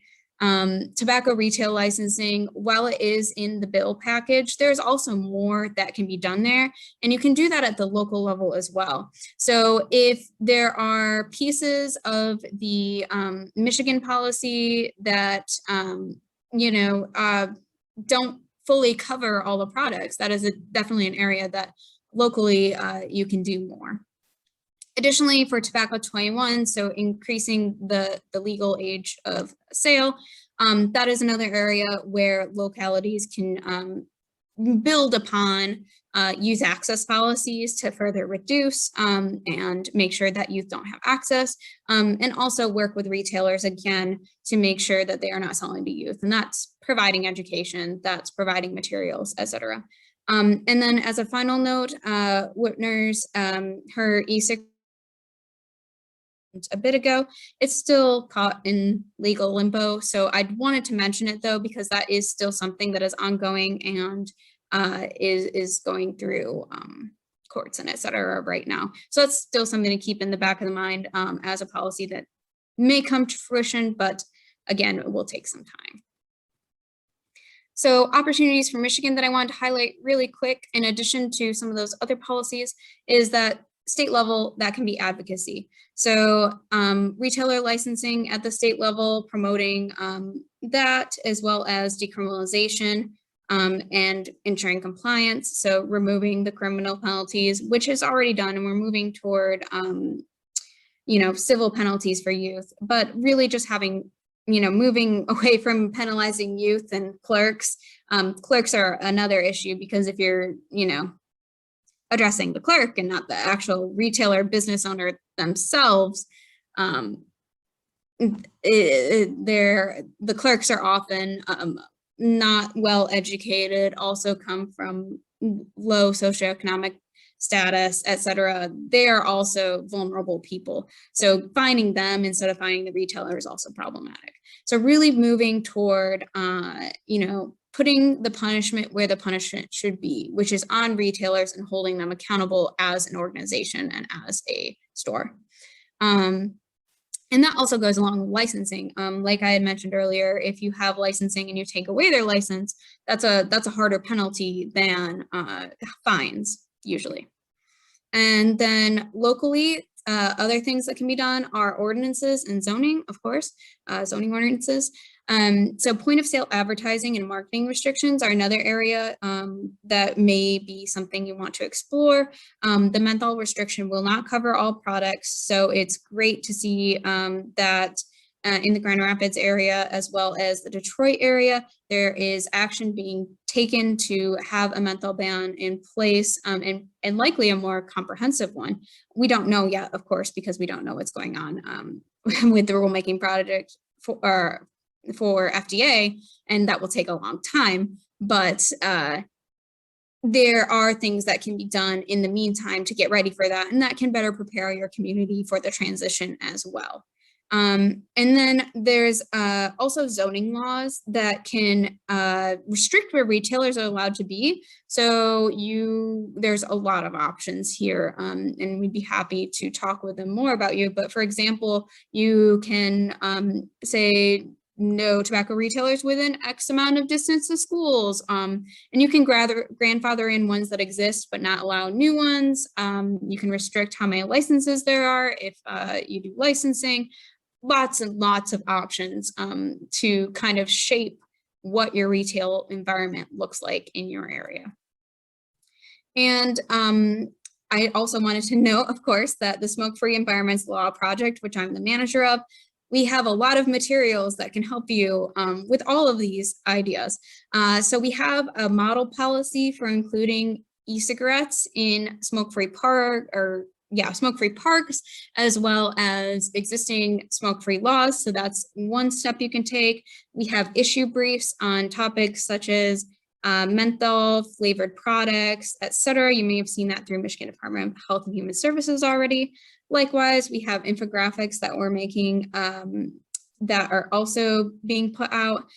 We recently did one on secondhand and thirdhand smoke that is now available, and other educational materials. We are happy to work with communities to provide educational materials for retailers, for your community, etc. If you want to reach out for more help finding resources, reviewing policy, creating written materials, we're here, just contact us, and we're happy to help. And also, if you have research ideas or questions, we definitely want your feedback because we usually focus on policy at a larger scale, but also we can answer questions about campus smoke-free policies, do some research work for you there. So I will send a link in. You can follow if you have any questions or if you have feedback, if you want certain things to be researched, happy to help with that. Let me send that right now, and then we can move on to questions. All right, all right, let's go back to the top. Stop sharing for now. Okay. Thank you so much, Kara. That was very helpful, and as you said a couple times, there was a ton of information about what's going on. It just sort of shows just how much variety there is that's happening. I'm going to just take a real quick opportunity to say that if there are any of these topics that you personally are particularly drawn to, please let me know. We need advocates at the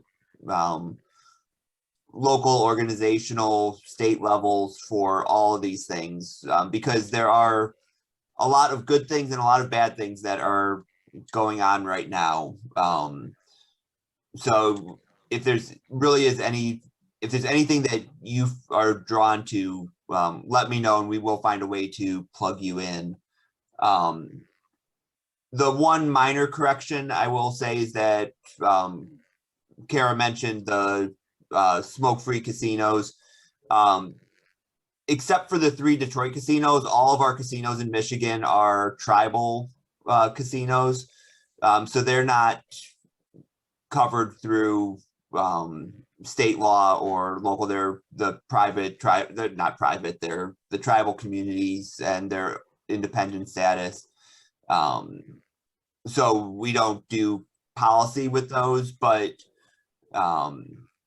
they have taken the steps on their own to go smoke free. And as of about a month ago, when I checked, every casino in the state, every tribal casino in the state was smoke free on their gaming floors, with the exception of one that offered a smoking gaming floor and a non-smoking gaming floor. So really the Native American community really should be applauded for taking these steps on their own to go smoke free. And a lot of that is obviously because of COVID, and how long they last is unknown, but it seems like some of them are trying to make these permanent. So that's a very good thing, and just want to applaud them for that. But yeah, if you have any interest in any of the other topics, please let me know. But Kara, it looks like you got some questions. Oh, my camera's pointed up. Okay, sorry about that. I really appreciate the clarification. And I should have been more specific about our jurisdiction and was all. So thank you for that. No, that's really bad feedback going on. Okay, but And she put in the report or the afternoon study. So that is a great resource. Paul, did you want to go through doing questions, or I can also do it if that's simplifies things. Okay. So the Chicago licensed tobacco retailers, imports and education. Kara, something's going on with your microphone where you're coming across completely garbled. Not sure. Is it still garbled? Yes, better, but still garbled. I will listen. Got no idea what happened. You were sounding just fine up until I interrupted you.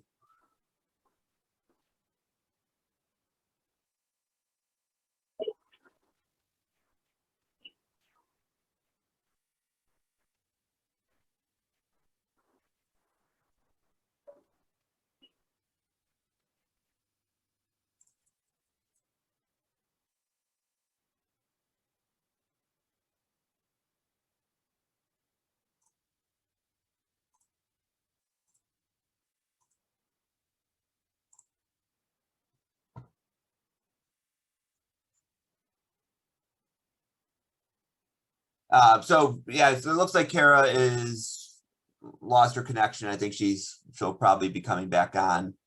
But if anybody has any questions, feel free to ask them.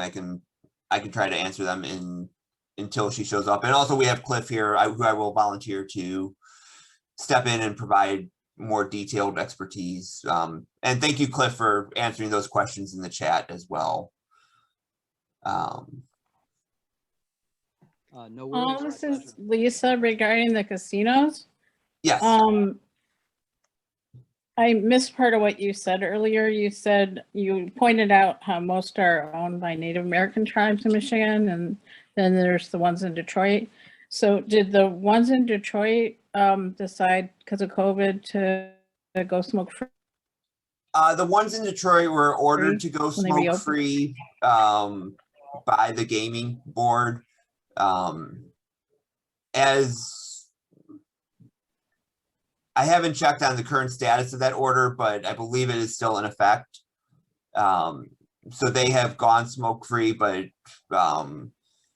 they have been ordering it, but it's a temporary order in response to the pandemic. So it's not a permanent situation. I did hear one of them seem to reference that they might continue it afterwards, but I have not heard commitments from anybody that that's going to be the case.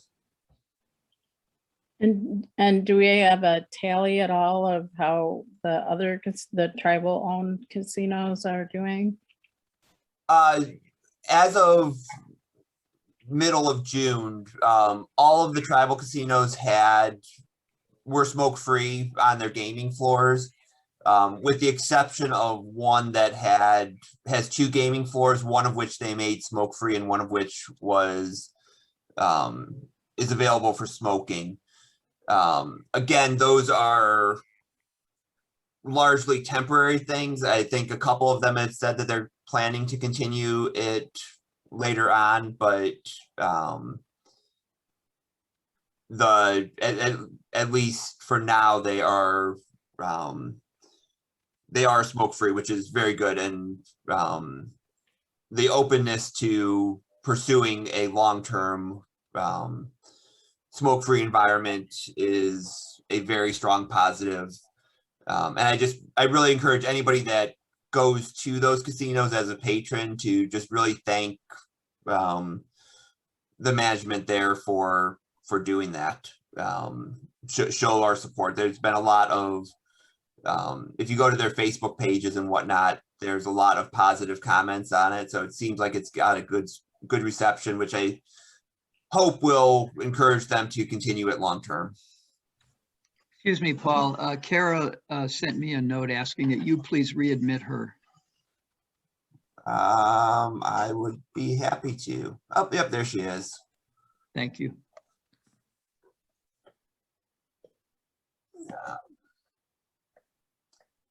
Okay, welcome back, Kara. Okay, am I back? And do Yes. I sound better? Yes, you sound great. Awesome. Okay. So back to Lisa's question. Oh no, I lost all the questions, so I will have to have you read them to me, Paul. But about the Chicago menthol ban and if they had licensing, I don't believe they did. I'd have to go back and check the article. I tried to, well, I was locked out of the room a little bit, and it didn't look like they had licensing. So that I don't know if there was anything else to the question, but hopefully that helps answer it. There was, I think Cliff answered it Okay. as well in the chat. Great. Lisa also asked if anybody's been doing research in the past few years about police violence and people of color and the role of tobacco purchases and other law enforcement issues. I think that's probably related to, as we know, a number of the police deaths were caused through tobacco issues as well. So There has been some research on it. I'm trying to think if there's anybody, I think more or less how I've seen it show up in articles is not necessarily analyzing the situations. It's mentioning the situations as they happen. So for example, I'm trying to think, basically people have not directly looked at it. I don't know how many incidents that there are, but it's mostly the story is included to kind of as an anecdote, less so than actually being formally studied across instances.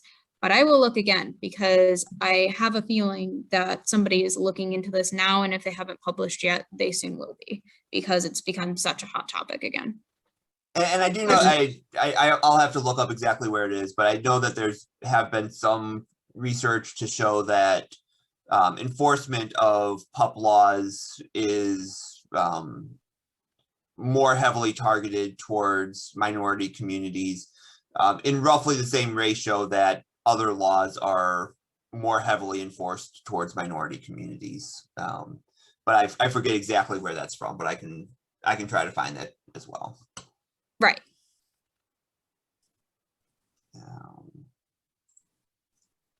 Yeah, and that's specific to pup laws where some incidents were related to other policies such as, you know, non-youth, like loosies, so having loose cigarettes and et cetera, and selling that. But go ahead, Paul. No, that was it. And that is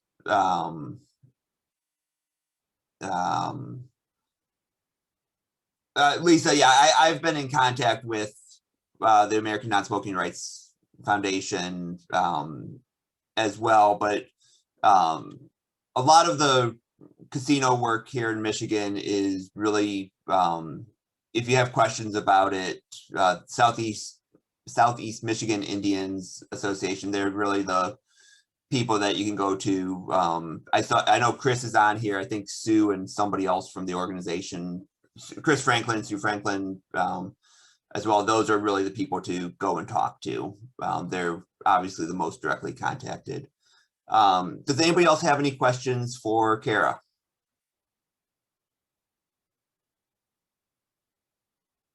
Yeah, I'm always happy to answer them.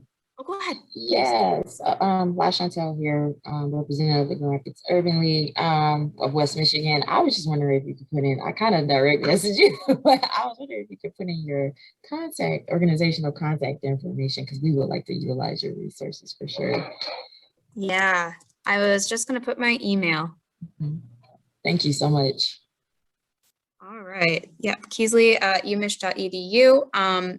Very happy to follow up directly with anybody. And thank you so much for reaching out. I'm very impressed by everything the Urban League has been doing recently.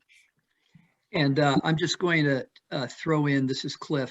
First of all, thank you again, Kara, for representing us wonderfully well and so comprehensively. I also wanted to note that while we can't give you a URL yet, we will have our web presence up and running in the short term. And so that will be another opportunity that we'll inform you of to access materials, information, et cetera, from us. Yep. Great, thank you. Thank you. So Melanie, you asked, I'll do my screen sharing right now, which will have the link in there. But thank you so much, Kara, for presenting. Cliff, you have to make sure Kara never gets her PhD, because I don't want to lose her when she moves on. But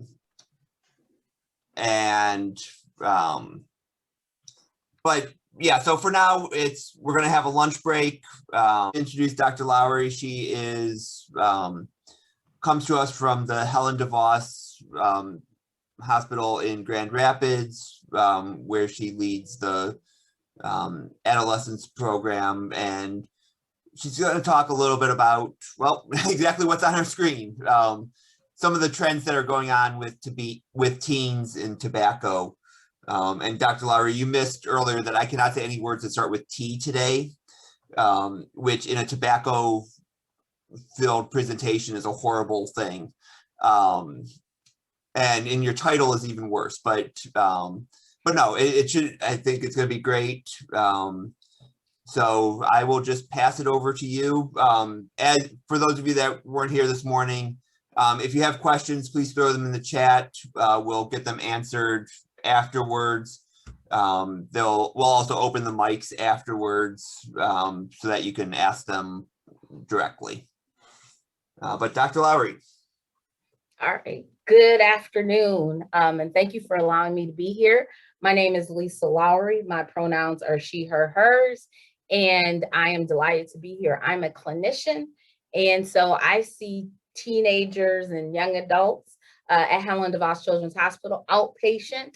I've been doing this, practicing for about 17 years, and so I was looking forward to this opportunity to share with you this afternoon. I also have a role as Assistant Dean for Diversity and Cultural Initiatives at Michigan State University's College of Human Medicine. So I thought about, true disclaimer, when they were asked to talk about tobacco and what am I seeing in my practice. So this will be a lot of clinical stuff and a lot of things that I would like to just share from my own experience. And so that have my talk. True disclosure, that really doesn't have any bearing on what I'm gonna do, but for any, I don't know if you can get to see me, but I decided to include this. I'm a certified Nexplanon trainer, which really has nothing to do with tobacco, but I figure I should include that. So we're actually gonna cover not just tobacco, but I cannot get in front of a group of people as an adolescent medicine provider and not talk about what we always call, when I talk to my learners, my medical students and residents, what I call the drug, sex, rock and roll, and hip hop questions. So really, we're not gonna talk about sex, we're really gonna talk about drugs and tobacco. And so I'll probably kind of go back and forth.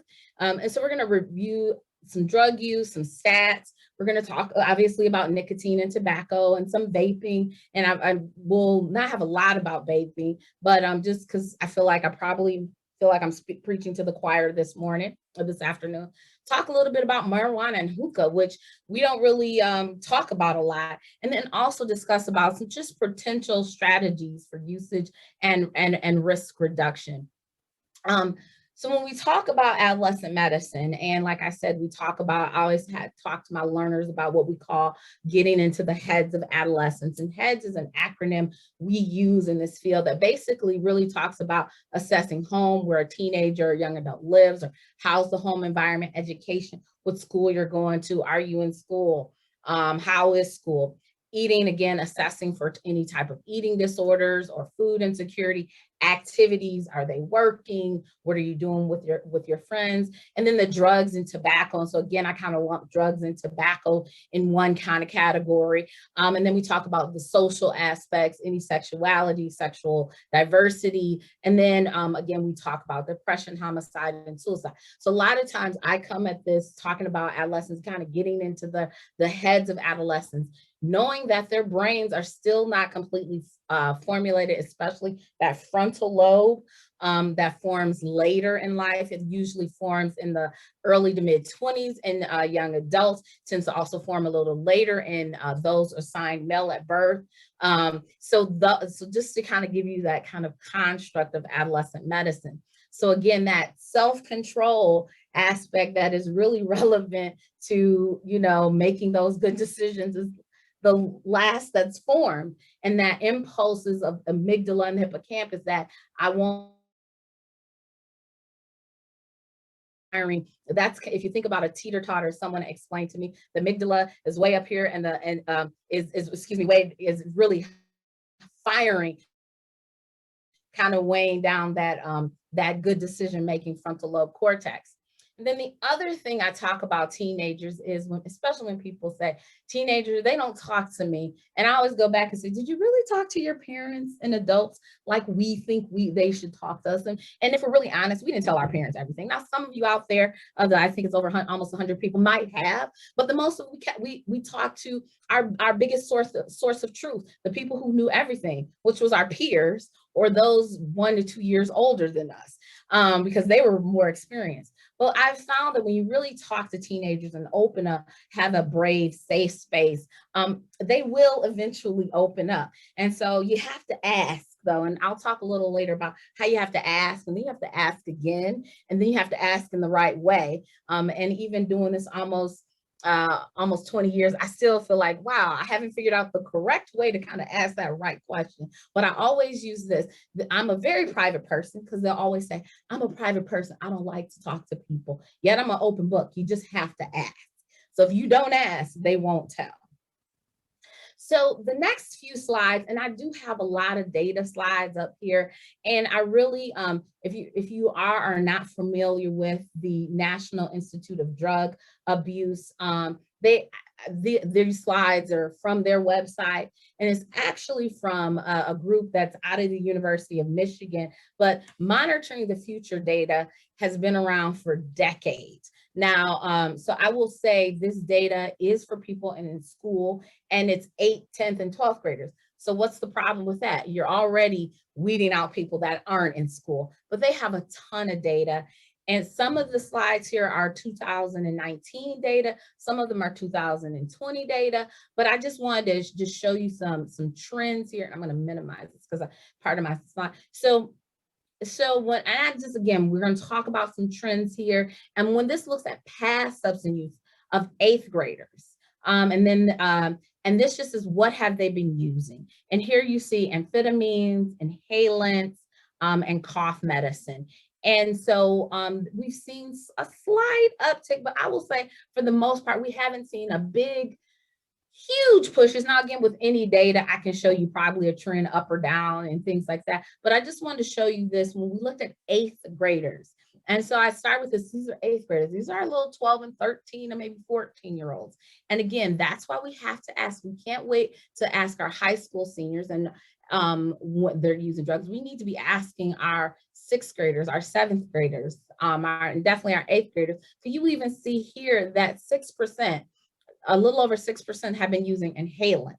And the data isn't parsed down to which inhalants. They just kind of say inhalants and give a little description. But that is the one thing, kind of my takeaway from this slide and why we need to ask the questions.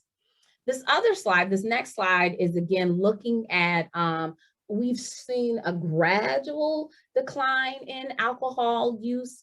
So it has slowed. And so here the purple are 12th graders, the 10th graders are in red, and 8th graders are in blue. But if we look at binge drinking, again, that's 5 or more drinks in a row in the past 2 weeks, we get about, again, about 4% of our 8th graders, about 16% of our 12th graders. And then past alcohol use, basically just ask, have you ever used alcohol in the past? A little over half of our 12th graders. And so one of the things I try to counsel our patients about is I really have an open conversation with them and saying, you know, you may find yourself in a situation where you're going to drink. These are some tools that I think you could do. How do you say no? How do you handle people wanting to pour stuff in the red cup? You know, don't walk away from your cup and leave it just sitting there and go on the dance floor. And those are the type of things, because we know that could put people in dangerous situations. And really, you know, telling them the tricks of you can keep that red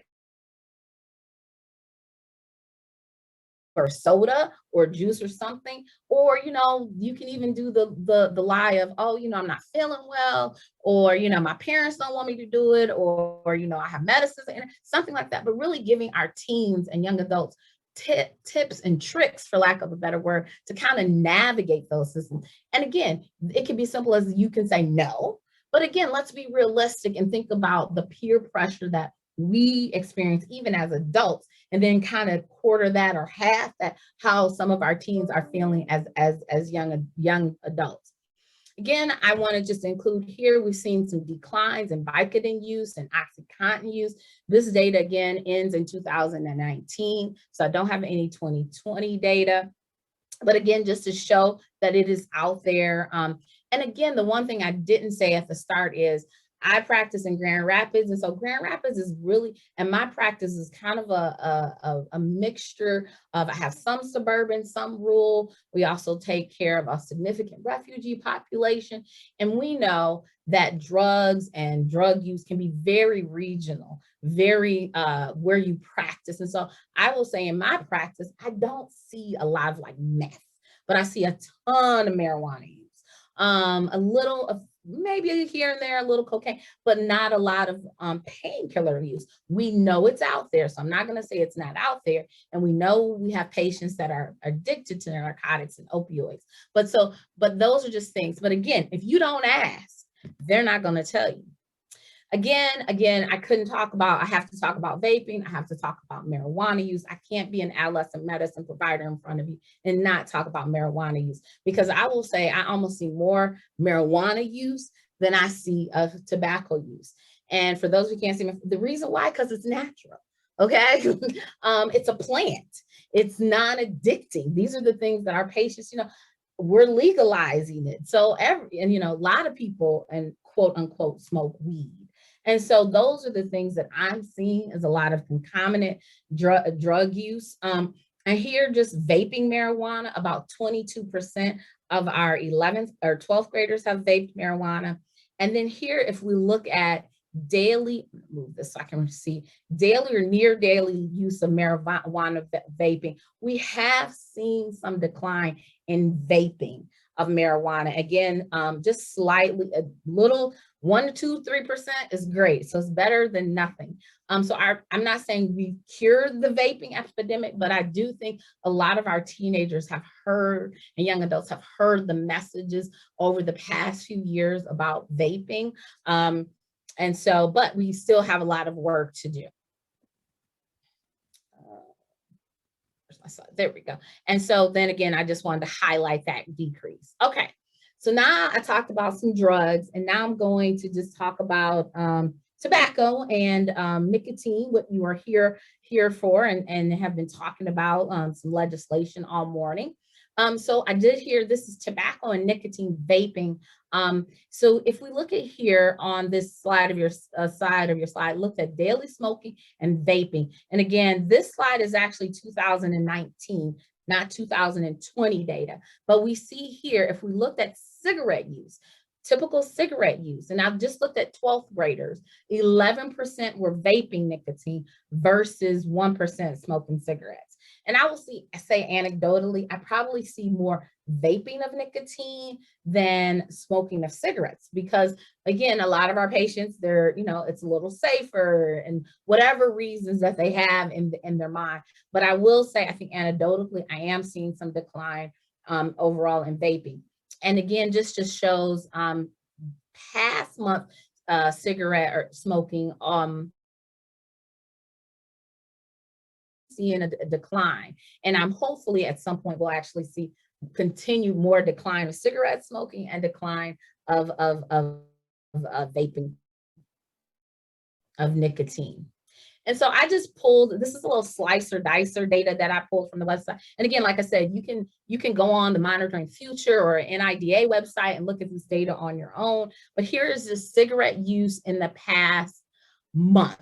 And again, 8th graders are in blue, 12th graders are in red. And just shows from 2018 to 2019, the past month. So have you smoked cigarettes in the past month? We have seen a slight uptick. It will be interesting to know and see what we're going to see, if any. I'm sure you're aware that we are still in a pandemic, but for those of you, and I don't know the crowd that have any work in any kind of mental health, we've seen what COVID and being at home have done from a mental health crisis in our communities, especially among our young people. And so it would be interesting to see next year. And I know there is some preliminary data coming out there, but what overall we would look like in 2020, 2021. But we did see a slight uptick, and maybe this is just, kids being at home, or however they were. So this is like 5 to 7% in our seniors. Again, this is, I gotta minimize this. A surge in nicotine. We've still seen some vaping holding steadily. Now, this is again slice and dicing data. This shows that nicotine vaping has been pretty steady. Now, again, you could probably go into some data and show a slight decline or slight increase. But again, we're seeing about 1/3 of our 12th graders, about 1/3 of our 10th graders, and about an eighth of our 8th graders, about a little over 16%. Again, now this data is a little skewed because again, these are kids that are in school, so not people that are not in school. And then when we looked at daily vaping use, about 8%. So we're seeing a little slight decline in daily versus if you've used in the past. And then again, the ever popular Juul, we have seen, the good news is we have seen a decline from 2019 to 2020. So hopefully we would see hopefully continued declines in the next year. We're hopeful. All right, and again, slicing, dicing. This is just showing some vaping in the past, vaping of nicotine in the past month. Again, we've seen some decline, and this is again 2019 to 2020. So hopefully some continued decline next year, or beginning to this year. So why do we talk about nicotine and drugs? And I kind of basically said earlier, that adolescent brain is still under development and it's very vulnerable to the reward effects of nicotine. And so you all know about how the nicotine impacts that dopamine rewards pathway, and it's firing, especially in our amygdala, and then it releases in that prefrontal cortex. Again, remember, that's not completely formed, and it's firing and it's saying, hey, I need another cigarette, I need another hit for my vape. And so we know that that our kids, our teenagers, our young adults are very susceptible to that addiction. And so that's why we really counsel and try to say, please stop smoking. Don't try to smoke. And really kind of, where can I meet the teenager or the young adult in helping them to stop smoking? And I'll talk a little bit later about how I try to interact with the teen and try to set some things. But the biggest thing I always like to talk to our teenagers is I like to have a safe, open environment. So I always tell them, it's not that Dr. Lowry is going to get mad at you. I may tell you some things that you not like to hear, but I'm going to try to be supportive. But I can only be supportive if you're going to be open and honest with me. So the other thing, I'm a pediatrician at heart. I did have to include some things about development, nicotine. And this, I don't think is much surprise to any of you all out there, but nicotine in pregnancy, we're still talking to our mothers. And even when I talk to some people who are talking about not, they're thinking about getting pregnant in the future, I really talk to them about, okay, are you smoking? Stop smoking. Decrease smoking. How can I help you stop smoking? Because we know that nicotine in pregnancy, there's an increased risk of birth defects, limb reduction, cleft palate, preterm birth, stillbirth, small babies, which is your intrauterine growth restriction, increased risk of SID, sudden infant death syndrome, and other adverse behavioral and cognitive outcomes. And so we really, again, try to talk to our patients and our moms a smoke-free environment as much as you can. And I will really say some of what's kind of sometimes is really hard when we talk about more so like that secondhand or third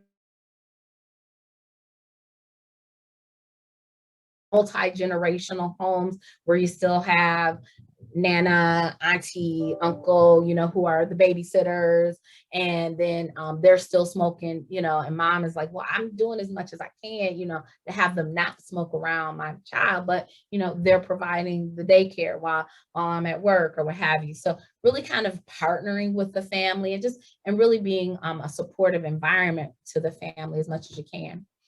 And then here, nicotine in the body. And, there's everything from, it can make you more anxious and irritable. We know it can impact your cholesterol and your immune system. We already talked about infertility.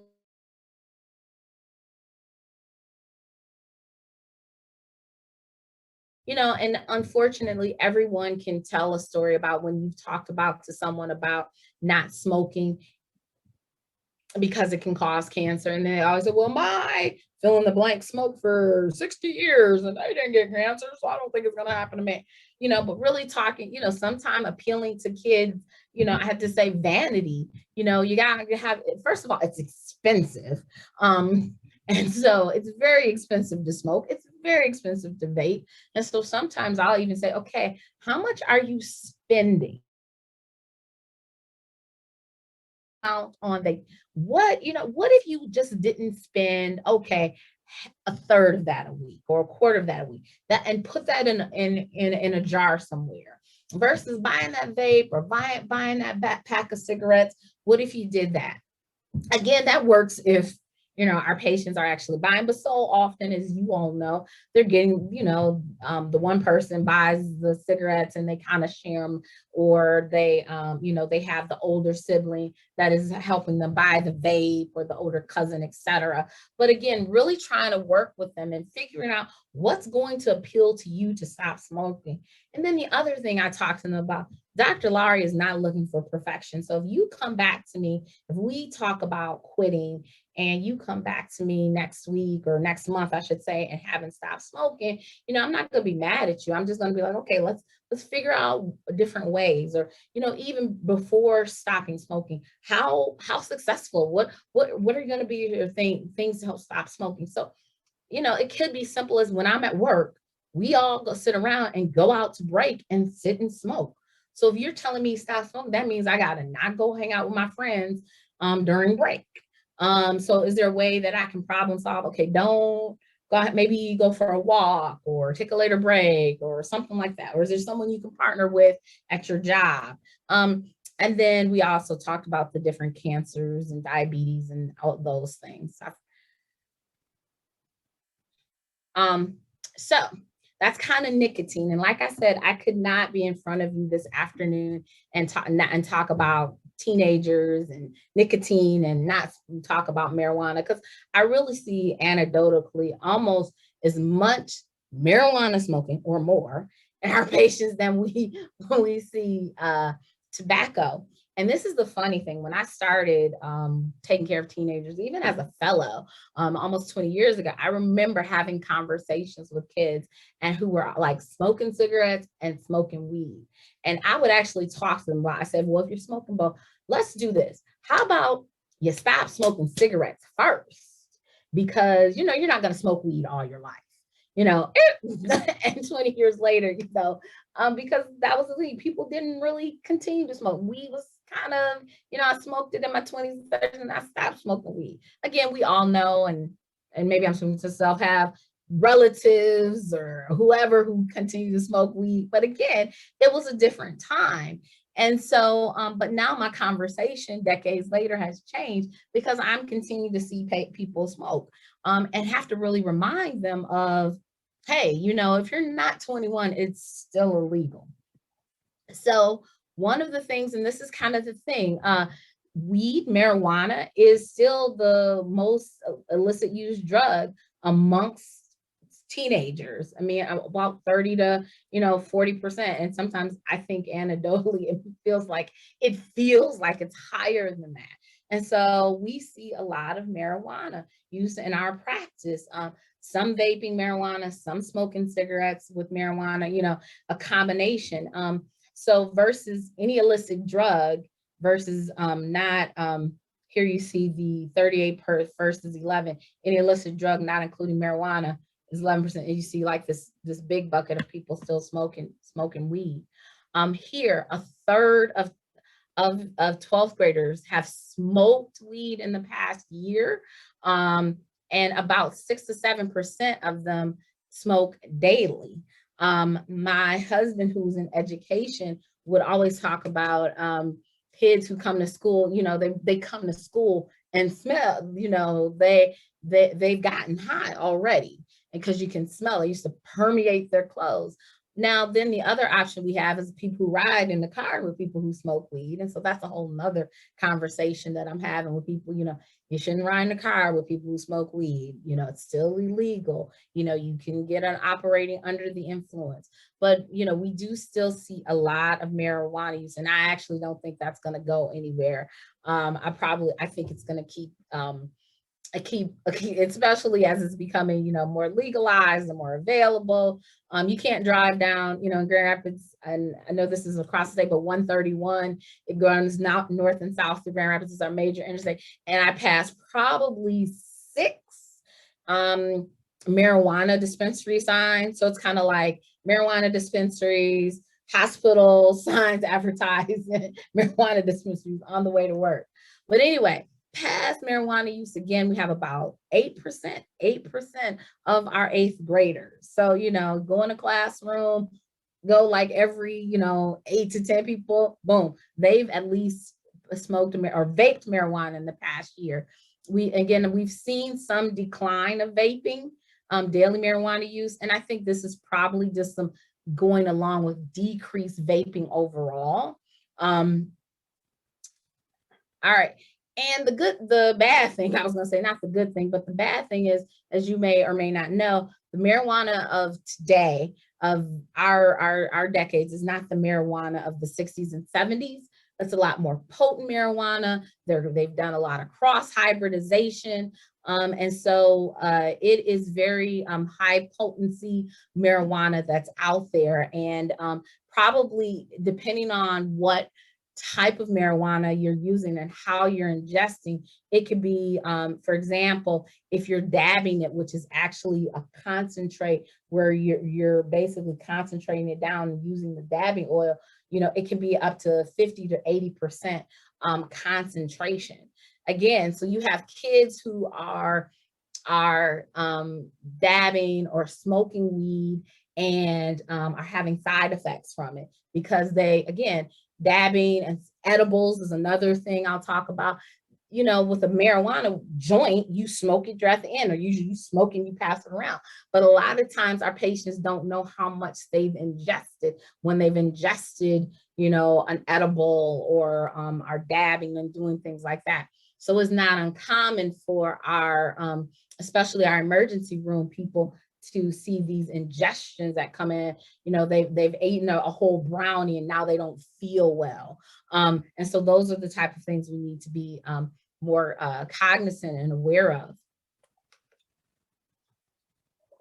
Again, talking about the brain effects, again, that brain, our adolescent brain, our teenager brain is really susceptible to those addiction pathways. And we know that the earlier the marijuana usage, the more long-term impact we can have. Very similarly, you smoke a lot of cigarettes and the mother gets pregnant, that's going to impact the fetus, the child. So, but if you're smoking a lot of marijuana, more so as a young person, and you're having that brain develop, it can impact your brain development, such as poor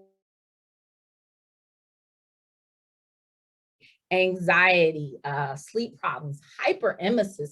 And we're actually seeing more and more of this. It's basically a hyperemesis syndrome. And so I have a few patients who they have this chronic nausea, vomiting that's really related to their chronic marijuana use.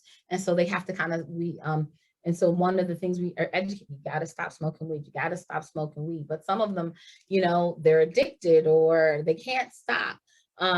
We're also seeing where we had a couple patients who have recently had some kidney issues related to the chronic smoking of marijuana.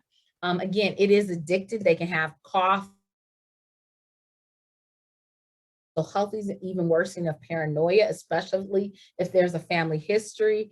And so those are some of the things that we kind of worry about. I put this title here, he's just gonna go smoke in college. And this is because I had a parent of mine who was really, really concerned, rightfully so, about one of her kids.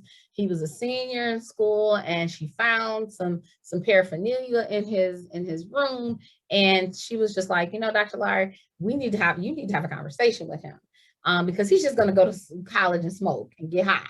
And so we had an open conversation with her son about, it's still legal. What are your future plans? Don't be, what are you going to do, and how I can talk to him and have an honest conversation about marijuana. And there's various ways you can get marijuana, like I talked about. You can vape it, you can smoke it, you can eat it. We can talk about dabbing. And marijuana is a true addiction, just like tobacco dependency and tobacco addiction. And we know that those dopamine releases decrease in patients with severe dependence, similar to effects of other abuse systems. And so again, at least 9% of regular users, so about 1 in 10, become addicted to marijuana. So again, it may not be uncommon for me to have someone who's smoking cigarettes, but also smoking marijuana. And so how do we address that and have that honest conversation with them to help them decrease and actually stop? And a lot of our patients, and I said this earlier, don't think that there's anything wrong with weed. Don't think that it's addictive. It's a plant, Dr. Lowry, it's natural. And one of my residents years ago, he was telling me, he said, yeah, I tell that when I hear them say that it's a plant, Dr. Lowry, he says, I told one of my patients, yes, so is poison ivy, but you don't go around and smoke it. So again, we really need to be, and I think in our society, we're also having a lot of mixed messages around marijuana. So anyway, that's a whole nother aside, but like I said, I could not get in front of you all and not talk about marijuana and not talk about tobacco use and some of the things we're seeing. And this is just a list of ways people can consume marijuana in various ways. And then for those of you who aren't familiar, this is basically where you've compressed the flour and you've gotten this dab butter, and then you put the dab butter there and you heat this up with a butane. There's a bubbler, there's a bowl. So there's a lot of, and then some people, as you know, will unroll like a cigar wrapper or even a cigarette wrapper and then place the marijuana in it. Or some people will put marijuana and tobacco and then roll it up themselves. So people get very creative. I included this slide because we are all seeing a lot of, or you're not, CBD oils and CBD versus marijuana and some of the healing properties of CBD. But here again, if we're really thinking about true hemp versus marijuana, there's hemp, which actually contains less than 0.3 or less of actual THC. And it has been, there's a lot of, you can't go online or, go through the mall without seeing there's some hemp stores and CBD oil, things like that, versus marijuana, which has at least 15 to 20% or even higher concentrations of THC. And it has more psychoactive effects. And I know a lot of people, there's been a lot of discussion about where we are as a country because we can't use marijuana and study it because of the regulations, but we know there's these two parts of the traditional marijuana plant that it has some properties that can be very therapeutic. And so I'm not going to try to get on one side or the other, but and a lot of my patients actually do come to me and talk to me and want to know. I've had patients that I want to be Dr. Laurie, can I get off my Zoloft and go on CBD oil? Or I feel better when I'm smoking weed than when I'm taking, you're taking, I think someone needs to.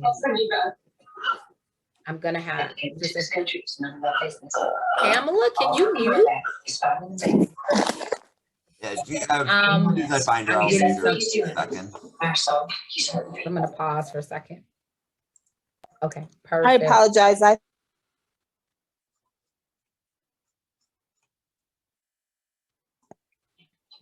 I'm gonna unmute. Okay, Okay. I think I'm unmuted. Yeah. So again, there are some benefits, and as people will say, but again, I try to tell my patients, you know what, we haven't studied it and things like that. So not that I'm a person that does not agree with, I'm not a person that does not agree with some naturopathic things, but I'm very cautious with our patients and like to know, what they're taking and things like that. And then sometimes the purity has not been verified. All right, so we talked a little bit about marijuana. We talked about vaping. I just put this slide because hopefully you all are familiar with all the different types of vaping apparatuses out there. And you have the e-pipes, e-cigs, the disposables, the ones that are, more kind of like the jewels and things like that. And I think, there's still advertisements for those things. And I think we're doing better, like I said, than we were when I've given similar talks that were talking about vaping back in 2019. And why do we care about it? Because vaping has those aerosolized volatile organic compounds that can be nicotine, can be these ultrafine particles and heavy metals and flavoring and other chemicals that can cause lung disease. And so I know was in 2019, we were seeing all, the vape lung and popcorn lung and things like that. And I'm not saying those things aren't out there, but I do think we're seeing less and less of that. And I will say even anecdotally, I've seen quite a bit of decline in vaping in my patients. And again, this was interesting, and I conclude this slide because because it just kind of cracked me up. I got this because a slide and I Googled I Googled vaping and nicotine. And this slide was actually a slide that really talked about what I should do if I wanted more nicotine in my vape. So just here, the different amount of nicotine in vape, which is usually like the 16 milligrams. And then you can get the higher vape pens with 36 milligrams, and how most people start at the 16 and kind of work their way up. And this is an older slide, but I just remember it took me about 3 seconds. And this is, some of the quote education of how not to quit smoking, but how I can increase my nicotine in my vape. I found this slide. This was a survey done in 2020 about teenagers, and they were actually high school and middle school students. And this is basically what they understood what was in their vape. And some of them didn't know what was in their vape. This actually showed that a lot of them were smoking, fruit flavors. Again, there was a lot of discussion and pushback or pushed for the industry to stop targeting our teens, because when you're advertising cotton candy and Tutti Frutti, we know who you are advertising to. And there was a lot of legislation, which I'm not going to go into because I know you all have talked about that this morning. What was surprising about this slide to me is the number here on this far side who didn't even know what they were vaping. So they just didn't even know what they're breathing into their lungs. And what at times I try to talk to our teens and I'm like, okay, if I give you a medicine as a doctor, if your nurse is giving you a shot, you kind of want to know, okay, I'm getting my meningitis shot. But here you're putting something in your body that you don't even know what it is. That's kind of like just going into a restaurant or not looking and just eating blindfold. You don't know what you're eating. You don't know what putting it into your body. And so really having that kind of spirit, that conversation with our teens saying, okay, I'm not going to beat you up about this, but let's have an honest conversation about this. Okay, so switching gears here, I'm just kind of looking at my time. Okay, good. I included this slide because I think a lot of people don't know about hookah. Maybe you do. I didn't say I'm not a hookah expert, but I was in, this is everything pre-pandemic when you could really travel. And I was in, I think we were in Florida, like Miami, and every place had hookah. So a lot of restaurants had hookah. So now you had like your appetizers and your entrees, and then they have this whole section of hookah. And I was like, wow, and I know Michigan has a lot of different rules and regulations behind hookah, which actually kind of sounds weird to me anyway, that you're sitting around just smoking off this pipe and kind of passing around. But anyway, one of the things here that caught me, and I just grabbed this slide because I think it really speaks to me, is that an hour with hookah that involves 200 puffs can be comparable to 20 puffs on a typical cigarette. So the amount of smoke inhaled in a typical hookah session is 100 times that inhaled with a cigarette. So, and that you are inhaling these toxins that can cause injury to the lung and the bladder. You're inhaling something into your body, into your lungs.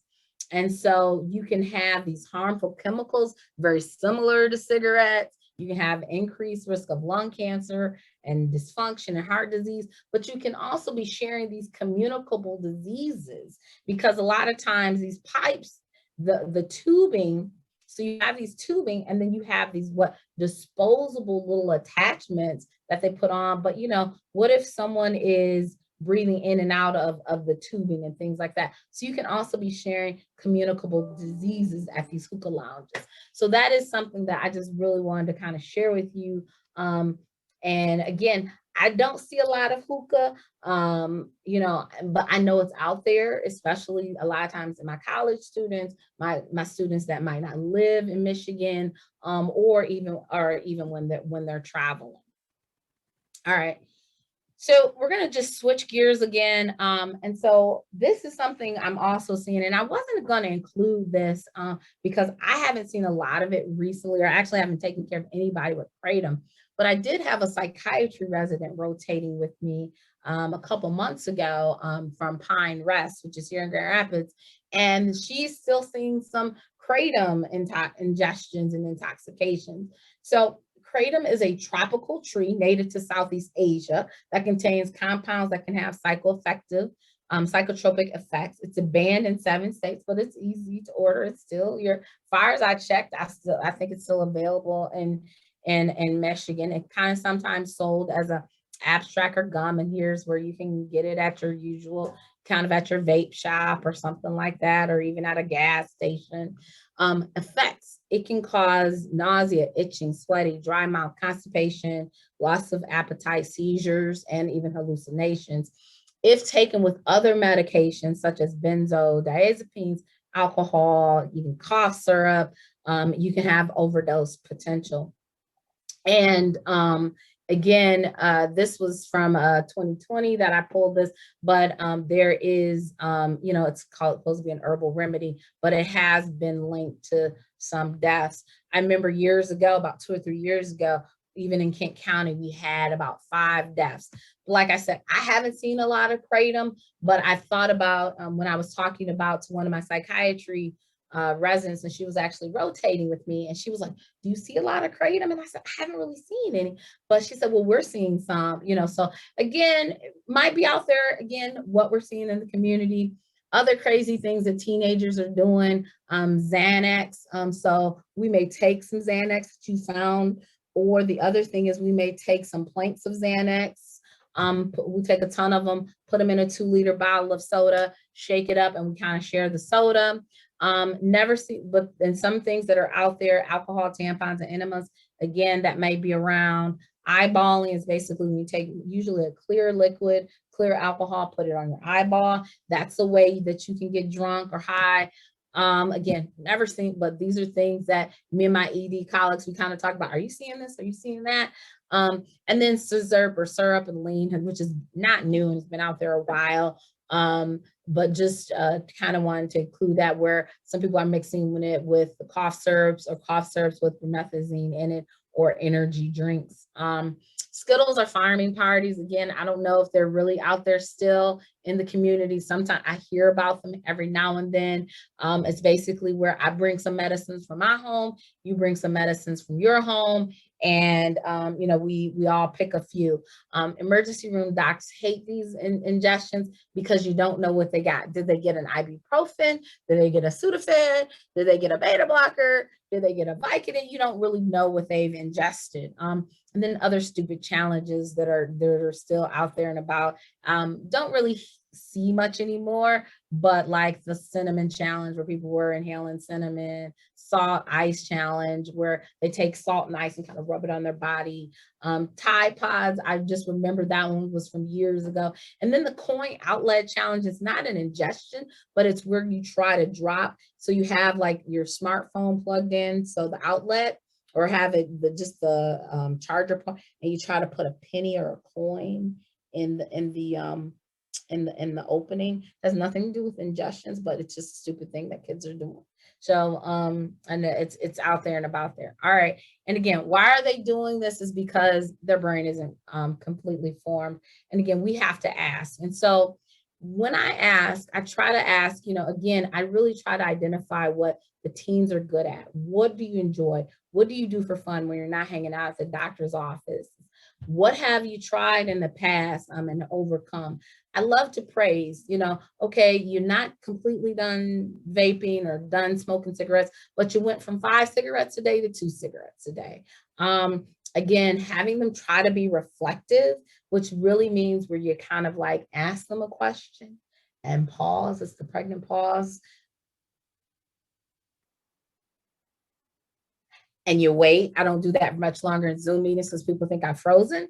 But anyway, kind of let them reflect, and creating, again, a comfortable, trusting, non-judgmental environment. And sometimes they won't tell you, be honest, in the first interview or first rooming, because they think you're going to tell their parents, or they're not sure if they can trust you.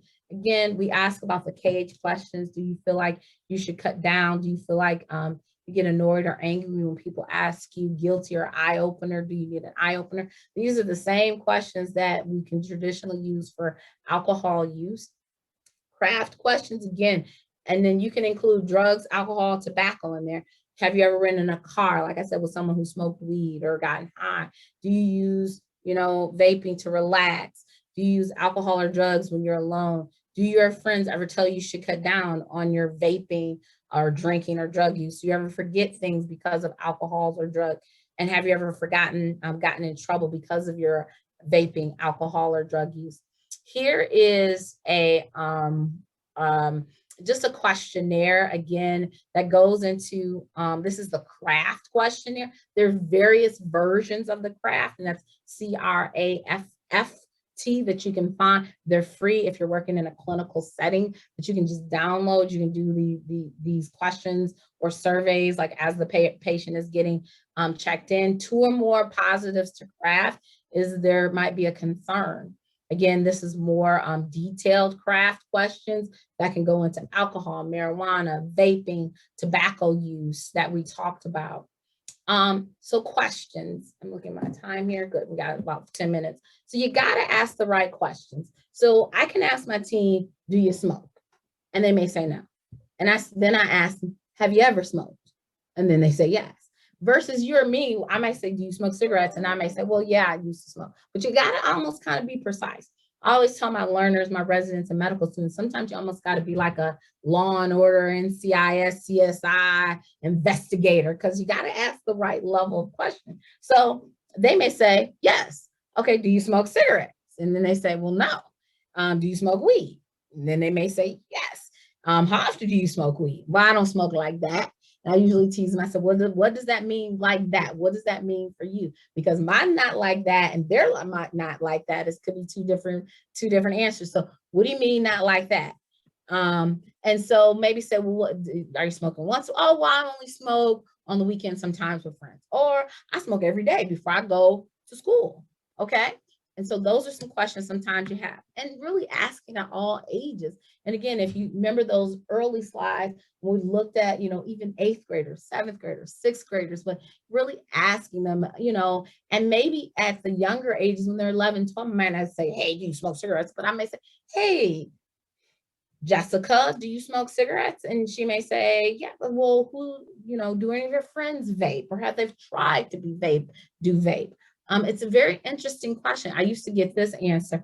I don't vape, but a bunch of my friends vape. And they always go to this bathroom in fill in the blank school, and that's the vaping bathroom. We know that is the bathroom everybody goes to vape. So if you have young people out there, well, no one was in school last year, pretty much. A few people were, but if they may know that. So screen at all ages. Do your friends vape?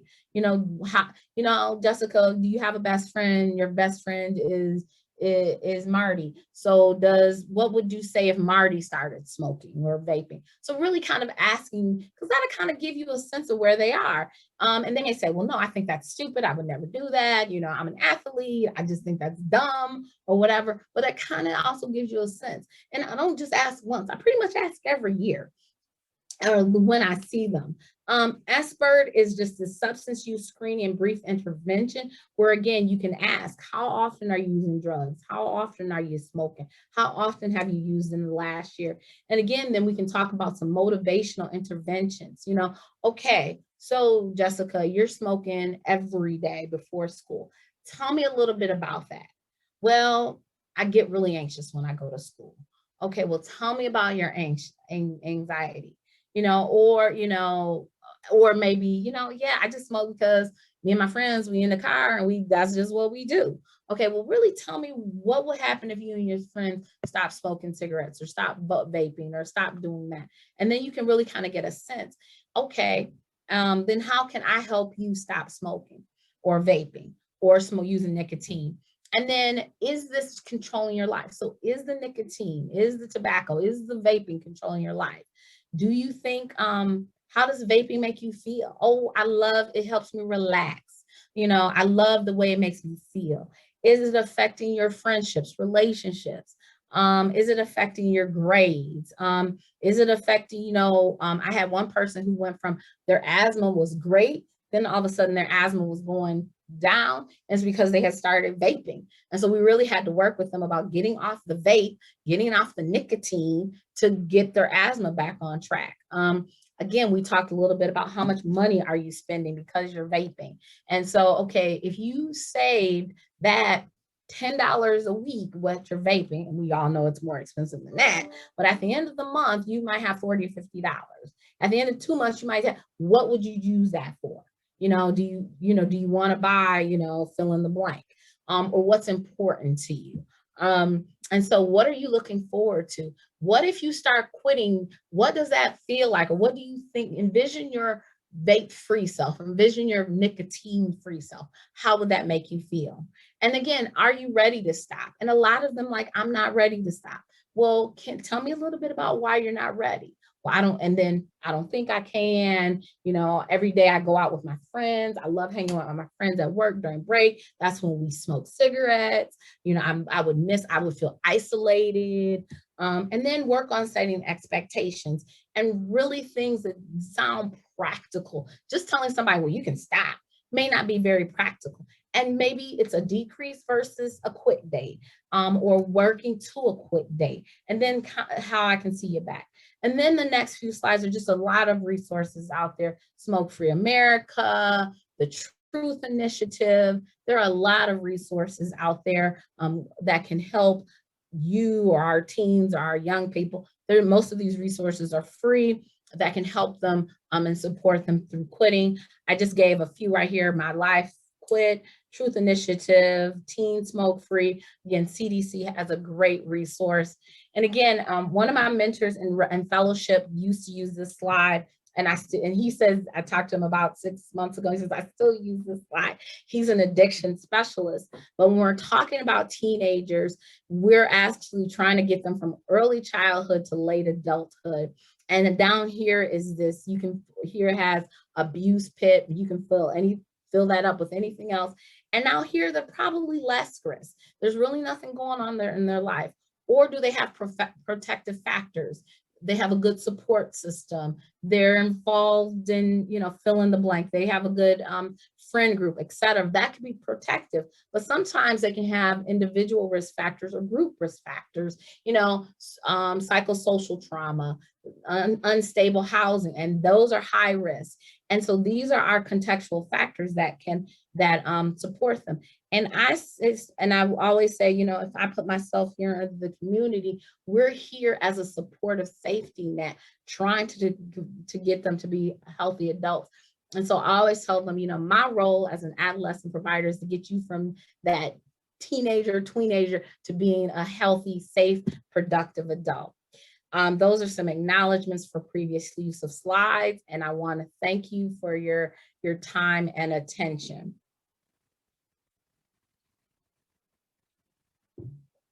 And oh, sorry, go ahead. Yeah. So I do see something in the phone in the chat. A few patients ask about using hemp or CBD oil to help them stop quitting. I'll be honest, I am on the fence about that one. I would prefer not, because I don't know the hemp or the CBD oil, and it's not trusted and tried. Now, have I recommended it for adults for like sore shoulders and things like that? But I'm truly on the fence about that. As a provider, I'll be very honest. Do I have patients who come in and say, you know what, Dr. Lowry, I used to take your 300 milligrams of Wellbutrin, and now I'm putting a tincture of CBD oil under my tongue and I'm feeling great. And I'm like, okay, I can't necessarily argue with that. So I'm going to be 100%, 3000% honest. I'm really on the fence about that. I try to advise not though, but I know it happens too. So, and CBD stuff can be very, very expensive too.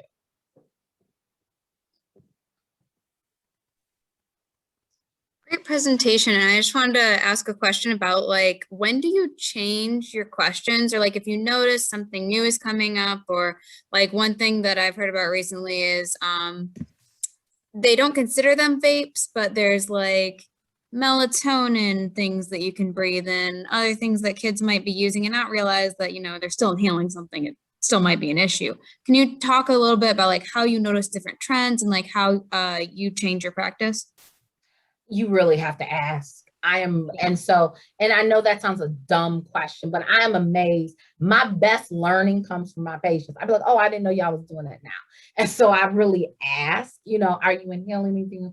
Are you vaping anything? And then just ask. And what they inhale and what they vape can change based on their ages. And so you just really have to ask and just and be aware. And yeah, I would love to say there's like a magical something that I change. But I will say, if you don't ask, they don't tell you.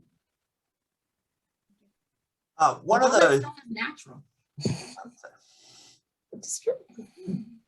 One of the statistics I saw from the last risky behavior survey that really surprised me was the impact that vaping had on cigarette use. That cigarette use is actually the third most,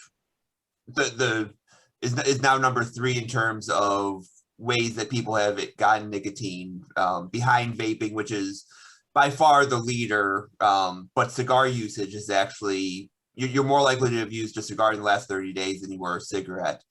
Does that sort of bear out with what you've been hearing and finding? Yeah, and a lot of them don't even think they're cigars. You know, we see the Black and Milds and things like that. So you almost have to ask. And a lot of them, I mean, when we think about cigars, we think of the Cohibas and the older man with a brandy sniffing a cigar. A lot of them will get the cigars in the like at the store, open them up, and then put stuff in them. So yeah. So again, you don't ask, they don't tell you. But yes, I agree. And thank you very much for talking about all the sort of non-tobacco. We very much get sort of stuck in the tobacco field because that is, well, within the name of the organization. But so hearing about the linkages and the transitions between marijuana and tobacco and CBD and all those is very helpful. Does anybody else have any questions for Dr. Lowry? Lisa? Yes, I just put my hand up. Thank you. I'm sorry. Yeah, Lisa. Yeah, I thought I'd try that. Dr. Lowry, this was just fantastic. I am a nurse and also specialize in tobacco.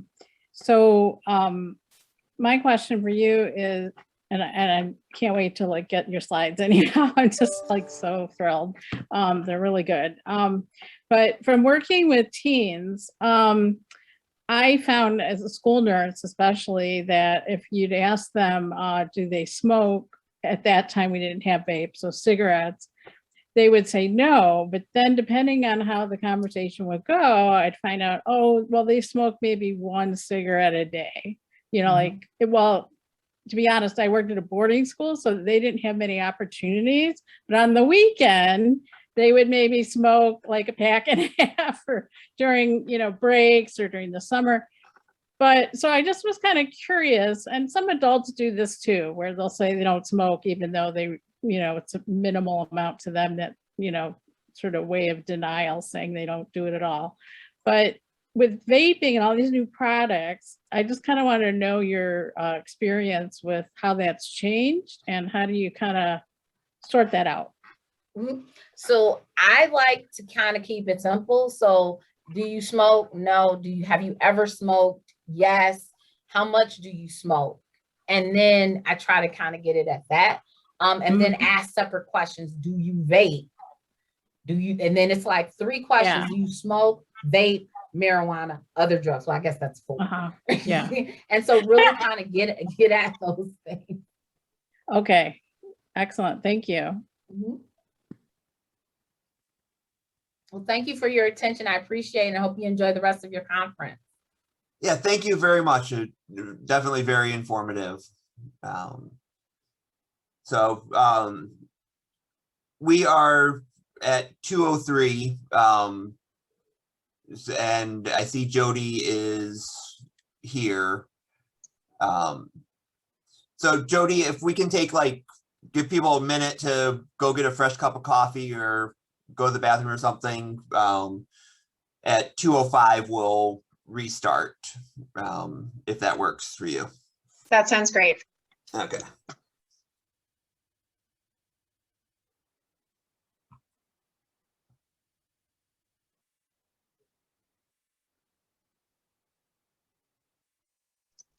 Paul, while people are taking a break, do I have share screen capacity, I'm assuming? Yeah, you Ability to should. do that? Yes. Okay, do you want me to try it just to see? Yeah, go ahead. I was going to put up my placeholder screen, but if you can put yours up, that'd be even better. Okay, let's see.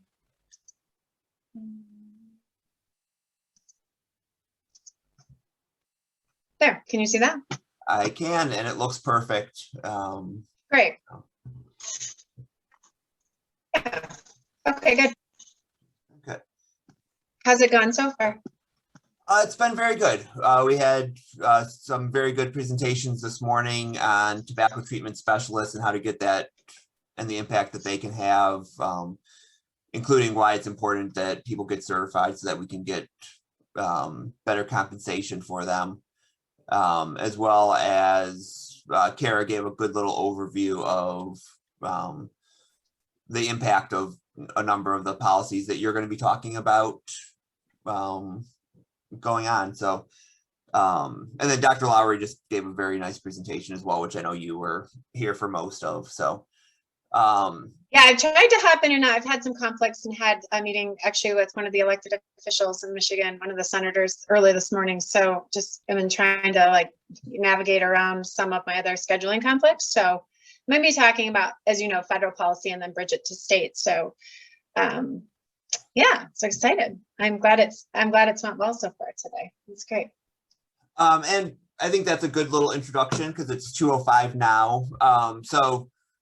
For those of you that don't know Jody, Jody comes from the Campaign for Tobacco-Free Kids. She's the regional coordinator for Michigan, as well as a bunch of other states that we don't care about.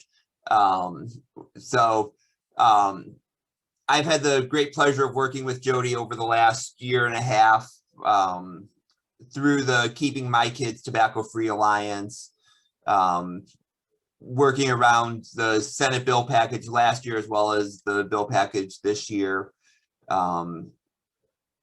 Extremely helpful, extremely knowledgeable, and just a really great resource that I've really enjoyed working with. So I'm not going to talk over her too much, and I will just let her talk a little bit about what's happening both at the federal level and here in Michigan. All right, thanks, Paul. Really excited to be here this afternoon. As Paul said, my name is Jody Radke. I'm the regional director with the Campaign for Tobacco-Free Kids. Before I start the presentation, there's two things I really want to plant the seed for as I move through these slides and we have discussion, and hopefully you have questions that I can also assist with along the way. But I think the two biggest takeaways that are most important are this.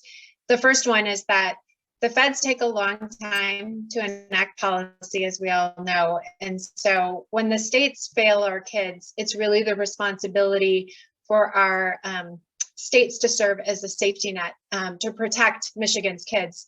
And when the states fail to serve as that safety net, it's really incumbent upon our local communities, when they're not preempted, at the city and county level to serve as that safety net. And so as we move through this conversation and what's happening at the federal level, and then we bridge later in the presentation to what's happening at the state level, just want you to be thinking through that, like where are the opportunities in terms of what's not happening at the federal level and what we can be doing collaboratively at the state and local level. And then the second thing I just want to plant the seed for is that when we pass a policy, that's only the beginning of our work. And sometimes it feels like we've already climbed Mount Everest to pass some of these policies. But as I move through these slides, I think the common thread is going to be that really that's when our work begins, to ensure that these policies get implemented successfully so that we see the outcomes that are intended by these tobacco control policies that we all care so deeply about. So those are the two things I'd like to just plant the seeds for as we start this conversation. And then just a quick, let's see. Can I move my slides, Paul? No. I think it's allowing me to do that.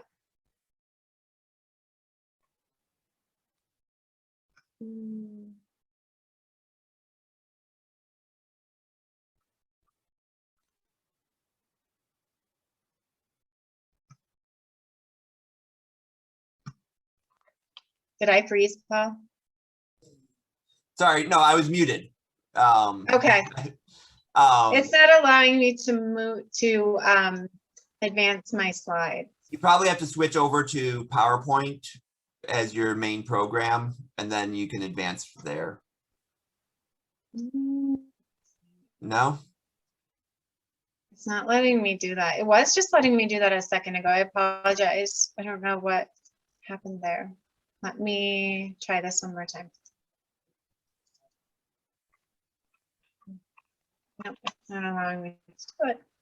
Okay, let me, I think you sent it over, so let me download it, and I will, I can bring it up on my end and then advance it for you if that works.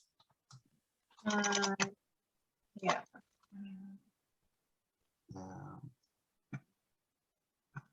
But no, I do not have yours. I'm sorry, I thought I did. If you want to, can you email me the presentation and I can share it? Yeah. One quick second. This is what we always hope doesn't happen. Let's see.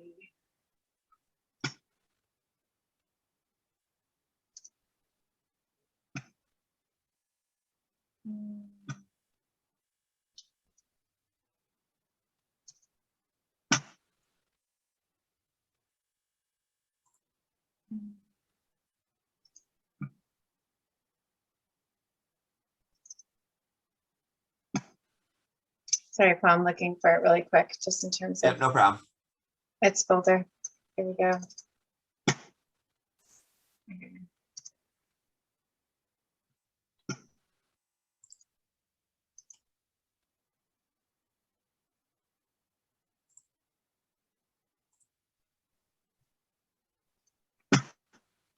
Oh, now it works. Sorry, I guess it does work now. Let's go with this. Okay. Sorry for that, everybody. So that'll work easier. So those of you, I'm assuming most of the people on this call have visited our website, but in the event that you haven't, I just wanted to invite you to do so. Our website is listed at the bottom here. We are celebrating our 25th year this year, which is really exciting for us. So we have a lot of ongoing activity. But here is the landing page for all that we do and our fact sheets, press releases, and things that we're doing across the country and internationally both. The one thing I would just invite you to do is, as you're looking for data and evidence-based fact sheets that help support the work that you're doing in the field, if there's something that comes up that is missing, I would be the point person for you to connect with. And we welcome input from people that are working on this on a daily basis to give us that feedback and to highlight anything that might be missing. And again, I would be the point person for doing that with our organization. But please do visit our site and give us feedback, and hopefully it's been useful for your work along the way. So as I mentioned, I'm going to be talking about federal policy, and then I'm going to bridge to state policy and local. And the one thing I just wanted to highlight is that, you know, our work at the federal level has been limited over the last 4 to 5 years. And I think we're all well aware we were working with an administration under President Trump that was less supportive than I think what we would have preferred in terms of public health policies and in terms of our work, tobacco control policies, and advancing some of these conversations. With the change in the Biden administration and the legal landscape in both the House and the Senate, there is a recognized window of opportunity that now some of these conversations that have been underway are now taking on more of an accelerated pace. Knowing that we're not only working within the tenure of President Biden, but that we're also working up against a timeline with the upcoming midterm elections and just great uncertainty about what that will bring. And so really want to take advantage of the landscape and the support that we know currently exists in DC. And so that's why there's going to be a number of these policies I'm going to highlight and just bring you all up to speed around, because this is such an important window in which we can get things done. So I'm going to highlight 6 policies that are happening at the federal level that I think are impactful and have some spillover into state level work, and invite questions along the way. So the first one I wanted to highlight that I think many of us on this call are aware of is the work around removing menthol cigarettes from the market. And those of you who have worked in tobacco control for some time, you know that this charge or directive initially came from the legislation that President Obama signed back in 2009 that granted the FDA authority to oversee the tobacco industry. And in 2011, a scientific review committee was charged with studying menthol cigarettes and its impacts to the greater population across the country, and to come to some conclusions and recommendations based on that study, which happened in 2011. And the Tobacco Products Scientific Advisory Committee in 2011 did conclude that removing mentholated cigarettes from the market in the US would have a significant public health impact, which was great when that came out, except the FDA did not act when that information came out. And so in 2013, 2 years later, a citizen's petition was filed citing unreasonable delay on behalf of the FDA to take action in this space. And so we waited.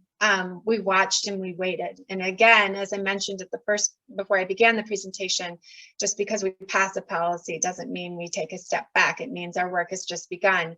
And so it's incumbent upon us to watch and monitor and really safeguard these policies moving forward. So in 2013, a citizens initiative was filed urging action around menthol cigarettes and their removal. And then you fast forward to last year, and in 2020, again, citing unreasonable delay, which I think is fair, given it was 7 years following the initial citizens petition, 9 years following the Tobacco Committee's conclusions, and then 11 years following the initial passage of the FDA law overseeing the industry. We had a lawsuit filed against the FDA to take action, and that was filed by the American Medical Association, Action on Smoking and Health, and then the African American Tobacco Control Leadership Council. And that was a really important step because it put things in motion for the courts to react and respond and direct the government to take the next step forward. That initially was supposed to happen in January of this year. And as we all know, there was a transfer of power from President Trump to President Biden. And so there was some very mindful discussion around pushing that, that timeline forward by 90 days and an allowance for that for President Biden's administration to anchor itself and to further understand the implications of some of these policy changes. Ours isn't isolated from others, but one of many that we thought that extra time would be beneficial. And so they did file for that allowance, which brought us to April 29th of this year, where the FDA then did weigh in, thankfully, a critical step forward, announcing the advancement of rulemaking around removing menthol cigarettes from the market and also flavored cigars, citing a lot of evidence and science behind that decision, and also its impacts to our African American communities, Hispanic, Latino, our LGBTQ plus communities, and low-income users. And so that was really exciting news. I've included here a link that in your not so free time would be really interesting, I think, for you to visit if you haven't already. But it's the docket that's open around commentary related to menthol cigarettes. And it includes public health groups. It also includes the industry's comments, personal comments and observations from across the country, and providers. But there's over 174,000 comments related to this particular issue,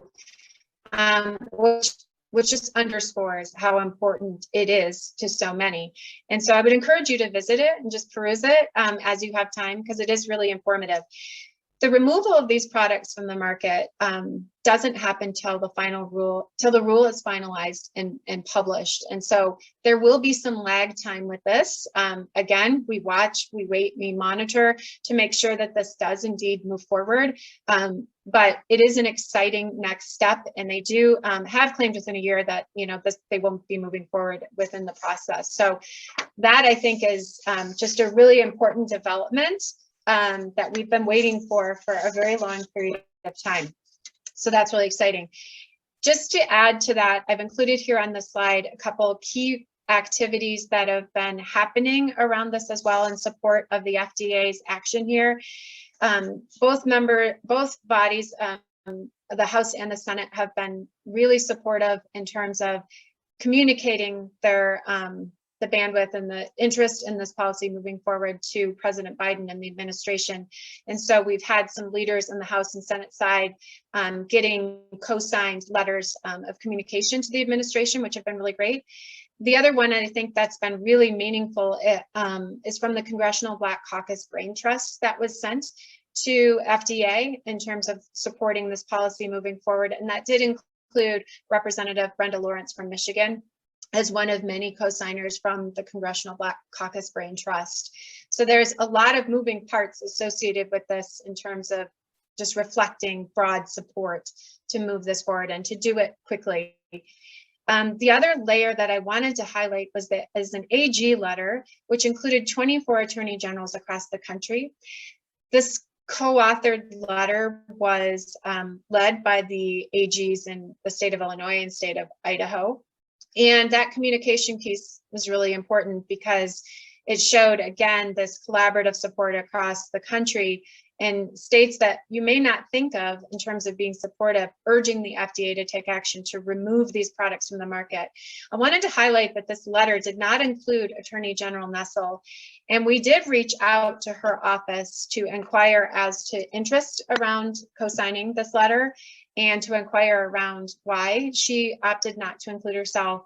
And we've gotten some vague responses. So in terms of getting further engaged around some of the policy opportunities federally and state level, this is one I'd like to highlight. And I'm going to talk later about how you can get more directly involved. But this is one we're looking at organizing around and doing some additional communication with her office in terms of wanting her to be a voice on behalf of the state of Michigan to move this policy forward. And just so you have a sense of who did sign on to the letter, I've just included the snapshot or screenshot of the cover page here. I think notably Michigan's absence stands out here. You see, when we think about the Midwest and we think about state support, Michigan is generally one of the states that is included on these communication pieces.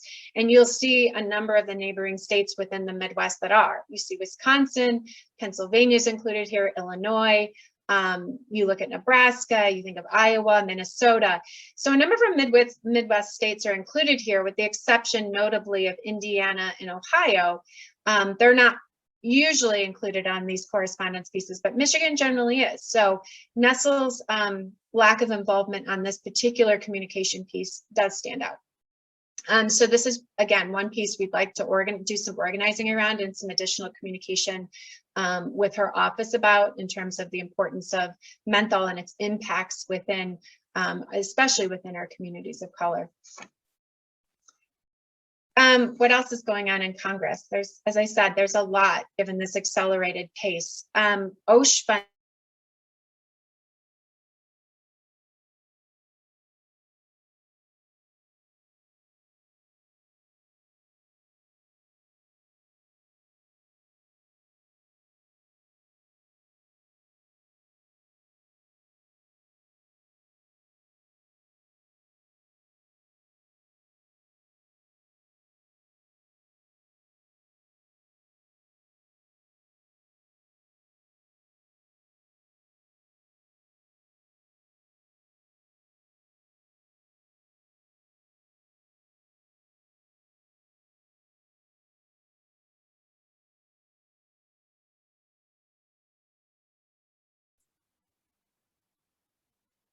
Jody, I think you froze. If,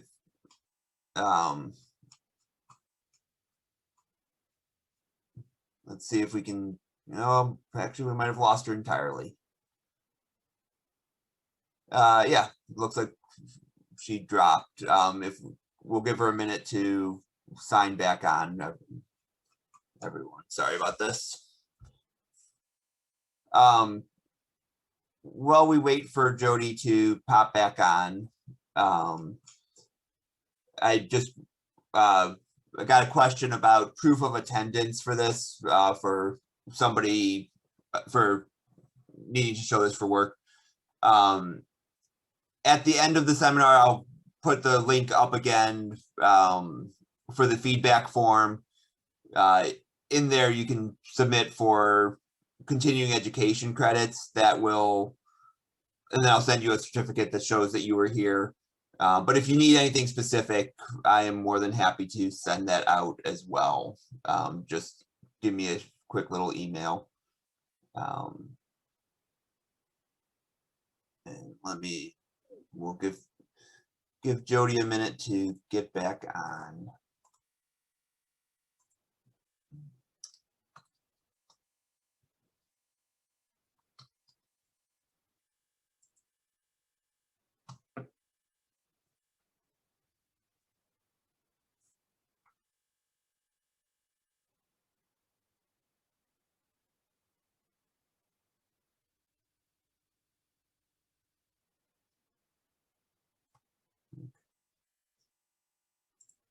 And I'm going to mute myself and give her a phone call. So.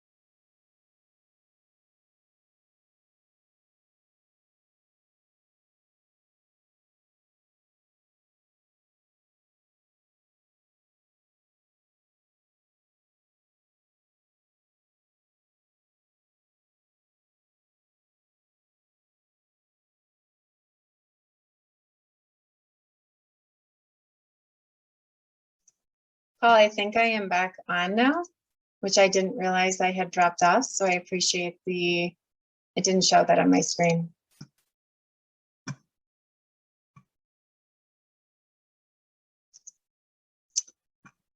Let's see.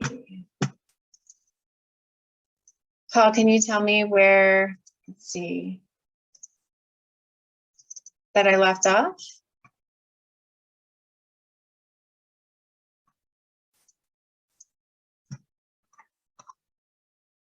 Paul, I think you're on mute.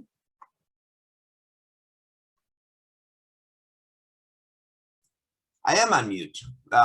Just like you, I've been talking away thinking that people could hear me. So we're good past the AG letter. If you want Okay. Where did it leave off on that? OSH funding or quit because of COVID? I believe you were about to go into quit because of COVID, I think. Okay, I'll start there. That's a good starting point. Sorry, everybody. I don't know, though I'm having technical difficulties today with my internet connection. So looking at quit because of COVID, when I thought I was talking to all of you, I was mentioning that this was introduced last year by Lisa Blunt Rochester and Brian Fitzpatrick, so representing the states of Delaware and Pennsylvania. And it's legislation that was really incentivized by COVID and ensuring that Medicaid and CHIP recipients have full access to counseling and full access to all approved cessation services without any barriers regarding access to care, especially during the pandemic and its implications as a long illness. So that was introduced last year with the Senate companion. It is reintroduced this year. The opportunity here for a number of our Michigan legislators on the House side is to sign on and co-sponsorship, and that's what we're working in partnership with Lisa Blunt Rochester's office now to ensure that we create a robust list of support. Last year it had around 42, so we're looking to exceed that this year. The important part about this is that we know our low-income populations use tobacco products more and their access to services is often limited. And we know in looking at the snapshot around this particular piece of legislation, there are only 15 states that cover all 7 FDA approved cessation devices. And there are only 2 that eliminate all barriers to access, and that's Kentucky and Missouri. And so this legislation really peels back some of those layers to create greater accessibility. And so we're very supportive of this legislation. Again, we're working in partnership with our office to bring on additional co-sponsors. So there'll be some asks coming on the Michigan side to see if we can get some House members from in-state to do that. Number 4 of my highlighted pieces on federal legislation. Yeah. It looks like maybe you got cut off at a slightly different point for different people. Lisa said that at least some people did not hear anything about number 2. If you want to touch on that briefly. Yeah, I'm happy to do that. So OSH funding, we owe every year, every Congress, and I think this is true at the state level too. I'm just bringing back my slide. OSH funding, there's always a request congressionally for an increase of funding, and generally that's met without having acceptance around that request. But we're happy to report this year, last week actually, we had, and including in the House Appropriations Committee, there is an inclusion to increase funding for OSH. Generally, the funding is around $250 million, and so the addition of the $12.5 million has been approved on the House side. We're expecting the markup on that to happen by the end of the week, and this moving to the House floor by the end of next week. And so one of the communication pieces we've been supporting is for constituencies to reach out to their House members to indicate their support for an increase in this funding. And the House appropriation report was really exciting in that it did cite impacts of tobacco use amongst our youth and the epidemic that has evolved from the introduction of vaping products onto the market, but then also citing specifically health inequities and impacts to disparate populations. And so there's a great framework being built around this request, and we expect it to move through the House floor. We're less certain on the Senate timing, but we're also working closely with our Senate members. So Senator Stabenow and Peters will be really important in this conversation, asking them to co-sign the letters that are being circulated by some of the Senate leads around support for this policy change, not only on the House side, but on the Senate side, so that we can see this OSH increase, this funding increase to get this one over the finish line, which would be really exciting. Moving on to number 4, we refer to it as the Palone-Shalala legislation. HR 2339. I'm going to cover this in some subsequent slides in more detail, so I'm just going to bookmark that one for now. But that is one that I'm going to highlight and talk a little bit more about. Number 5, taxation. You may have started to hear some of this and see some of this in the media as 1314. It's being led by Senators Durbin, Wyden, and Representative Krishna Murthy from Illinois.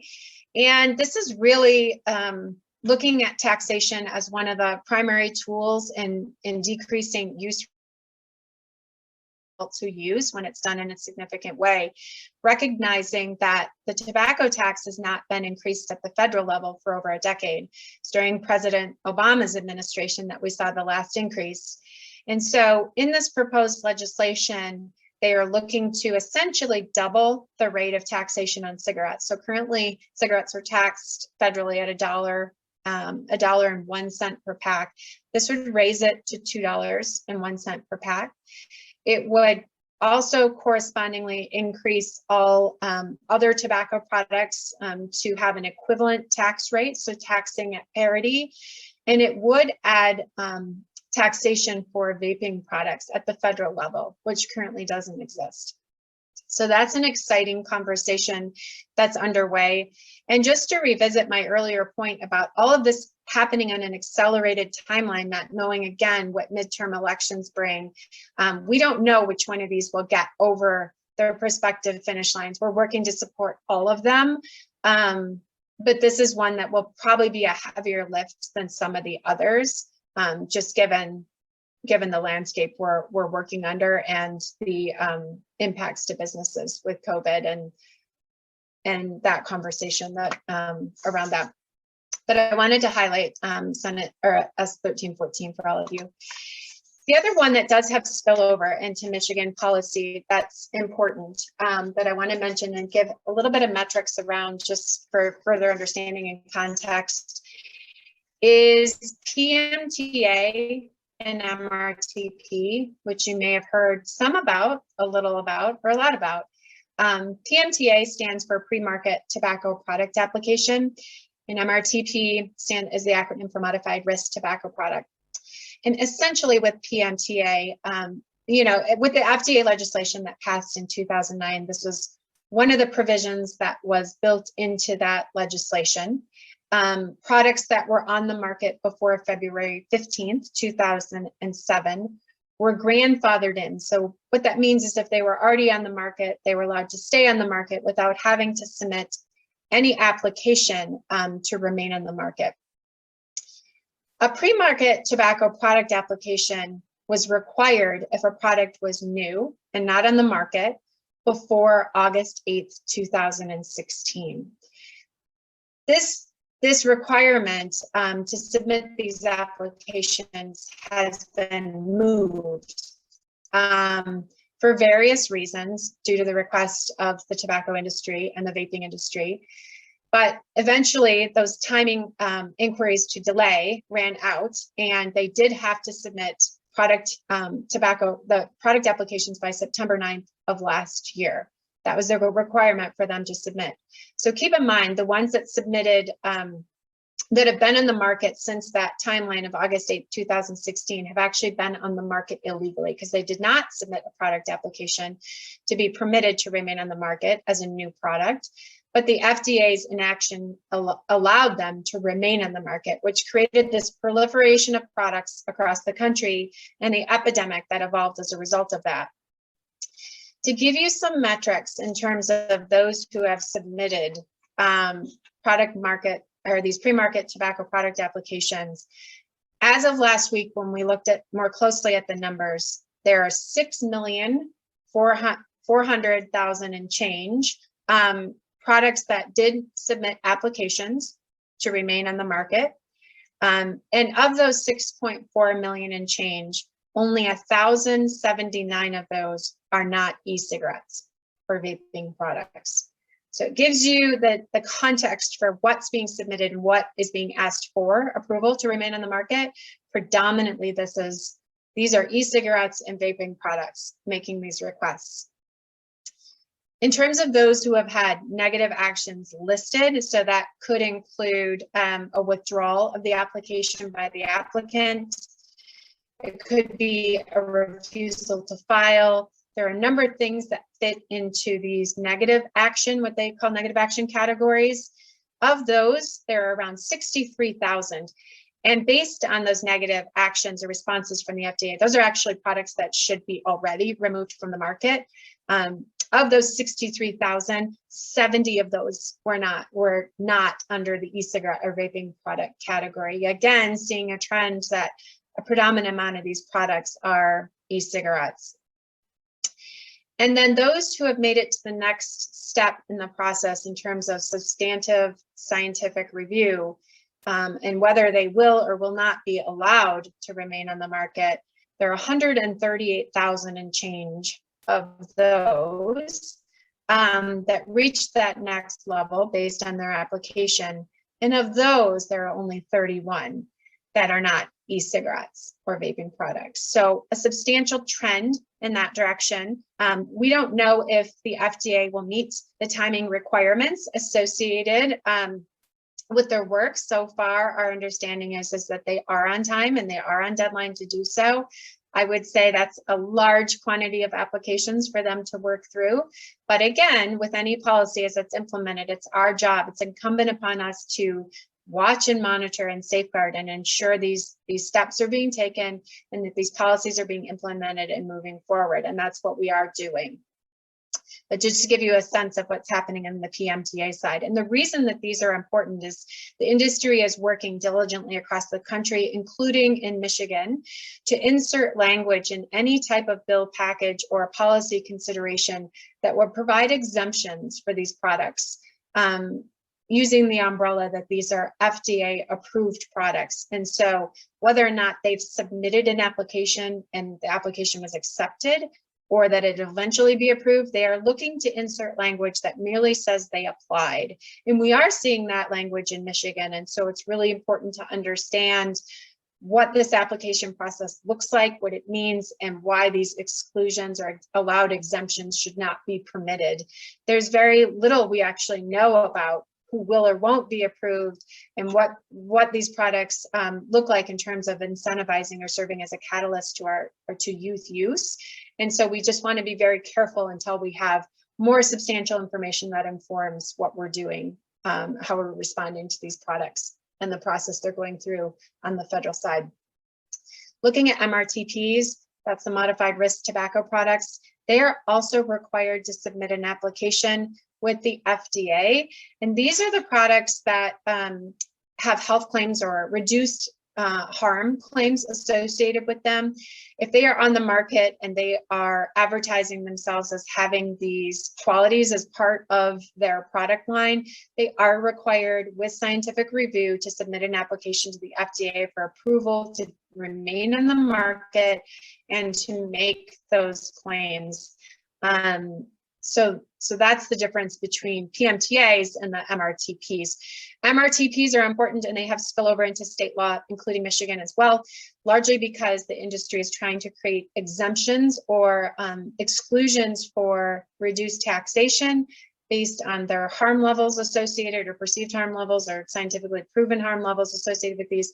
They're looking for reduced taxation and looking for some exclusions from flavor ban laws, amongst other policy considerations, depending on what's being considered.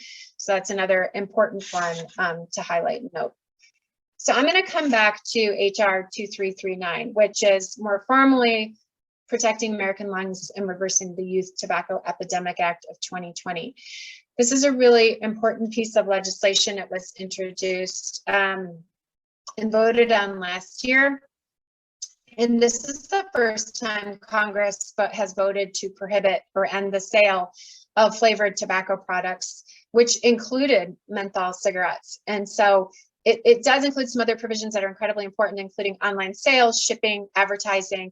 I think notably, it does also include language that would require the FDA to implement graphic health warnings that were our initial requirement in the legislation that passed in 2009 that was signed by President Obama, that has been really held up in a number of lawsuits and delays imposed by the industry based on their appeals to ensure this never gets implemented. Again, our job to watch over these things to make sure that they do. But the Paloma-Shalala legislation did include language that did include requirement language here. And so we do expect this legislation to come back in the fall of this year. It was heavily supported in the House. It had 126 co-sponsors, as I have listed here. And we had great support coming from within the state. And I listed the co-sponsors from Michigan that were part of getting this legislation over the finish line. And it was a close vote. So this was not an easy lift. It required an all hands on deck type of approach. But it is notable and critical timestamp in this work in that it was the first time that a House of Congress voted on this. So that was really exciting. And again, we expect to see that back in the fall of this year. So this is the type of thing where we'd love further engagement from constituencies to reflect level of support in the state. I'm going to share a couple slides with you around just some of the activity that happened on the floor related to this policy change. We had significant unification this time around in looking at flavored tobacco within the African American community. And here you see an ad that we ran that included a number of African American prominent public health advocacy organizations and their support for this policy change. Speaker Pelosi used this ad and actually walked the floor on the House with it to whip the votes, just reminding her colleagues and peers that this is something that's highly impactful within communities of color, and there's support within that community, those communities, and that, you know, that we needed their voice as part of this overall vote and getting this over the finish line. And this is a really exciting, I think, shift in some of our work. In addition to that, we had a number of teachers and educators and school administrators that, similar to the African American ad, we were able to run an ad on this policy change that highlighted their breadth and depth of support. And we ran a number of these. So I'm just sharing a couple, but just again, to reflect the solidarity in moving this policy forward and the science that exists behind the need to do so. We sent a letter to the House members before the vote. Here you see a number of logos you may know and recognize, although they're pretty small because there's a large number of them, which is a good thing, good problem to have. We had over 70 when we sent the initial letter to the House and to House members. And I think now in our recent collection of logos and support, we're over 80, which is a great anchor for supporting this policy change and serving in the advocacy space. After they voted on it, those same logos that appeared on the House letter that was sent to our members and the speaker, then we ran that in prominent locations around the DC area, just thanking our members who voted favorably on this policy change and recognizing them for their votes. I want to just do a quick look back before we bridge into state level policy, looking at what happened on age of sale and looking at flavors, because that's also important. And in the Trump administration, those are some of the changes that do have influence on state law, although Michigan hasn't taken action yet. So as we all know, in December 2019, age of sale was changed federally to 21. Which has incentivized a number of states across the country to align their state law with the federal change, but Michigan is not one that has yet done so. And so they are not preempted from doing so. Federal law didn't disallow states or cities or counties to take action in the space. And in fact, they built in some financial incentivizations, much like when alcohol laws were changed, and we saw a trickle effect from states playing catch up and finally passing laws that made the alcohol requirements for sales age to be 21. We're seeing some of that trickle effect here also. But there is, the important point to note with this is that there is SINAR funding attached to states that don't pass laws that that allow them to enforce the new sales age. And so eventually that will catch up with the state if there's not action taken in this space. And I know I'm going to talk about in a couple slides last year's bill package, this year's bill package, and that being built in. But it is an important part of the discussion because right now the state doesn't have the ability to enforce the higher sales age. And then looking backwards also at the federal flavor work, as we know, in September 2019, around the same time Governor Whitmer declared emergency public health rules around removing flavored e-cigarettes from the market for sale, the Trump administration had announced around that same time, I think they were a week apart, to remove all flavored e-cigarettes from the market. We know a couple months or a few months later that they actually modified that initial statement, which wasn't unexpected. We know that was typical of this administration, but they had come back to announce a final policy that really left more products on the market than what it removed. And we've started to track some of that data to see what happened with our use rates amongst kids as a result of that policy change.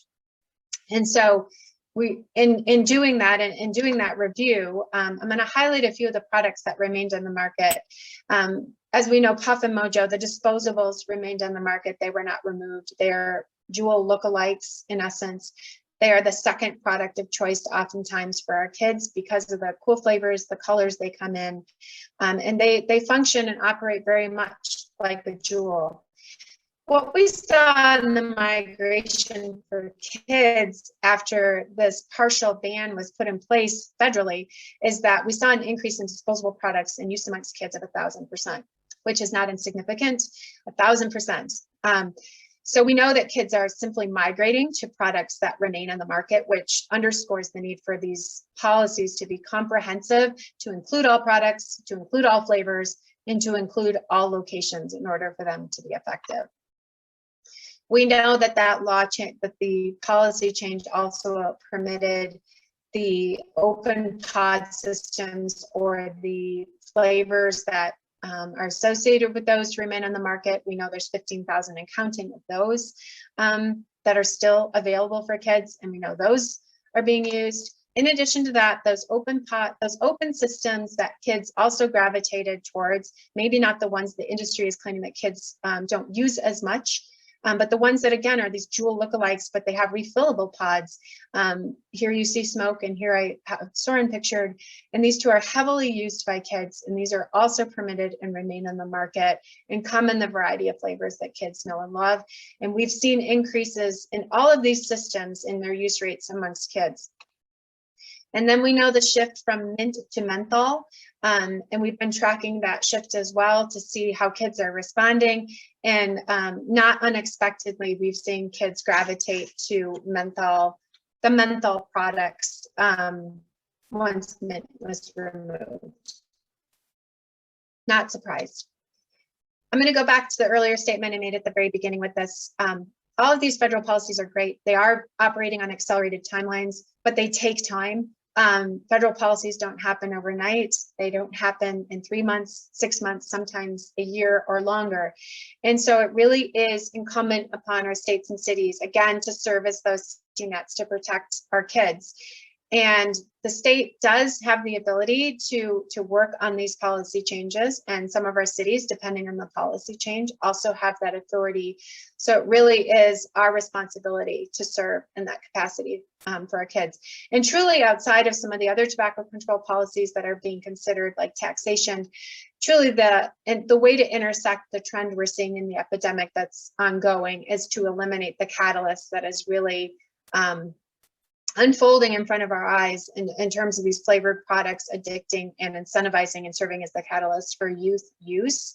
And so removing those products off the market is truly the largest impact we can have in terms of intersecting what we're seeing. I'm aware of my time, even though I have technical difficulties, so I want to make sure I end on time. I have the state slides I'm going to move through after this, but if you haven't visited our site, that's specific to fight flavored e-cigarettes, ecigs.org, I would encourage you to do so, in addition to visiting our website for Tobacco-Free Kids. Here's a place where you can sign up. We keep you informed in terms of what's happening federally. We don't inundate you, and we give you as much opportunity to engage and be involved as you wish to. But this is a great landing point for you to provide your information to us, and then you can always unsubscribe. But this is a way to stay informed about all of what I've talked about and more, and ways that we would like to directly engage you if you're interested in doing so. So if you haven't visited this site, please do so. Okay, so looking, notice I got just a couple more minutes, and then I want to allow just if anyone has questions. Looking backward quickly, 2019 to 20. Again, the governor, around the same time the federal flavor work and the rule is being proposed there, the governor did introduce or declare an emergency public health rule. As we all know, that was held up in litigation, and the lifespan, the initial public health rule was filed for 6 months. That was renewed with an additional application for an additional 6 months. And it really its lifespan was limited because it was only allowed 12 months. And so in the mix of the litigation that was happening, it really ran out of time, essentially. And so the emergency public health rule essentially died. But nearly around the same time, the governor did file paperwork to start the permanent rulemaking process. I'm going to touch on that on the next slide in just a second. At the same time last year in 2020, a bill package was introduced. I think most of you are familiar with Senate Bill 781 to 786. It was a bill package that was pretty layered, had a lot of moving parts to it. It included tobacco retail licensure, age of sale, some advertising, shipping, language, flavors, and taxation. Taxation being used as a vehicle to help fund the compliance checks required for the licensure and the enforcement of that.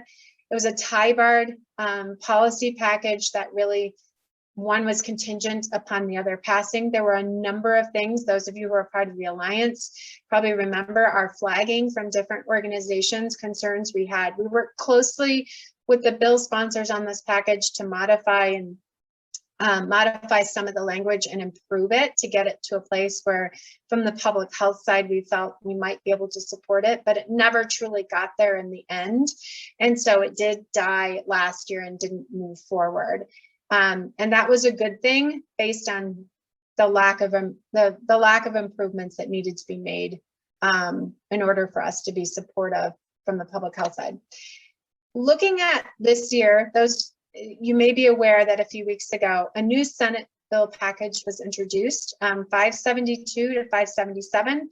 I refer to it as Bill Package 2.0. It includes a lot of the things that were included in last year's package. Arguably, it's a weaker version for the public health lens of what we saw last year. And it does include language around what I mentioned earlier federally for MRTP products and creating a registry and an allowance of their sale. It has some language around the pre-market tobacco applications. So there's some concerning things in this bill package that I think prevent us from being supportive from the public health side. I'm happy to talk about those further at a different time because I know we're limited today. But the bill package in its current form is not one that I think is acceptable, and I'm confident in saying from the side of public health in terms of what it's proposed to accomplish. So we are working with bill sponsors on communicating improvements, what we would need to see in terms of improvements for this, for our support, or looking outside of this current bill package and identifying outlying sponsors that might be interested in introducing a cleaner bill package that wouldn't include all of these things, would be a more efficient way to maybe handle age of sale and tobacco retail licensure in a more condensed form that makes more sense. So I'm happy to go into that further at another time. But that's one we are very much monitoring and working on. We are told, just an update with the governor, with the permanent rulemaking status. A number of you were part of the hearing that happened last year. We were told last week that we should expect the rules are finalized and they are being prepared to be sent to JCAR, and that they do mirror the initial emergency public health rule. So we haven't seen that language yet, so we can't verify that, but our understanding is that it will include language that would remove all flavored e-cigarettes from the market for sale. So more to come there. And then I talked about statewide serving as a safety net, local. There's a lot of conversation, so I just wanted to bookmark this one. I know there's a lot of conversation and a lot of interest around Detroit, Wayne, and Oakland County.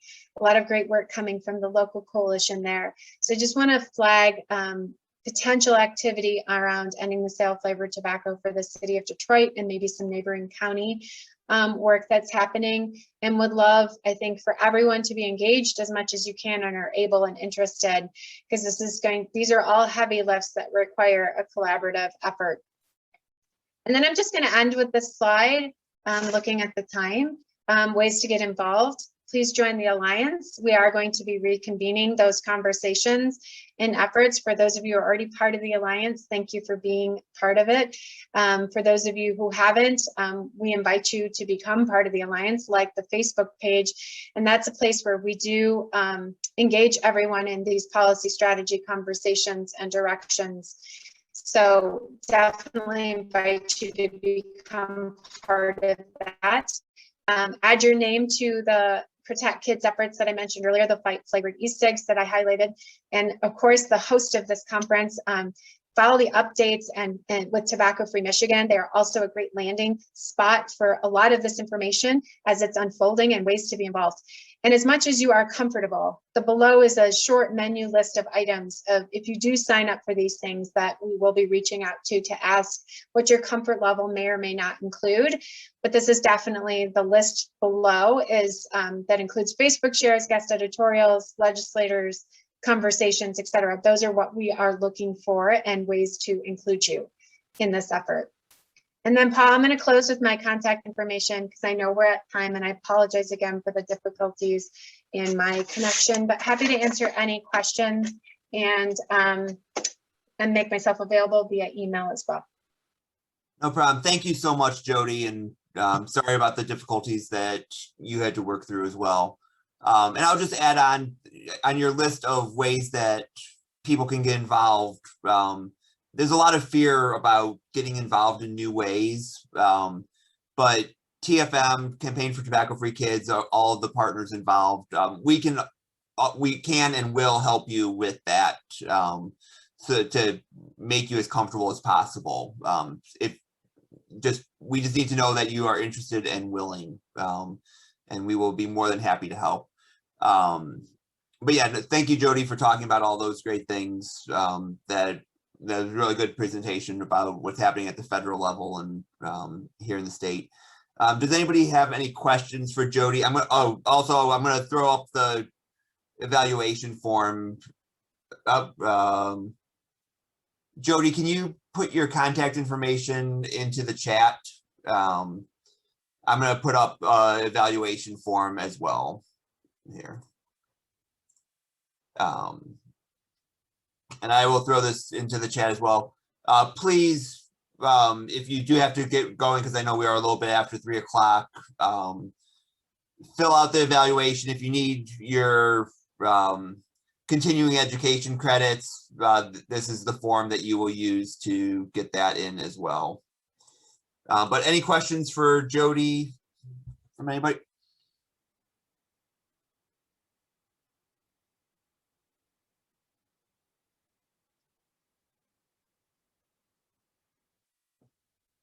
So I guess hearing none. Elaine, thanks for mentioning the menthol work in Detroit, and there's also work in Grand Rapids. Yeah. So yeah, not seeing any specific questions for you, Jody. Thank you everybody for attending. I think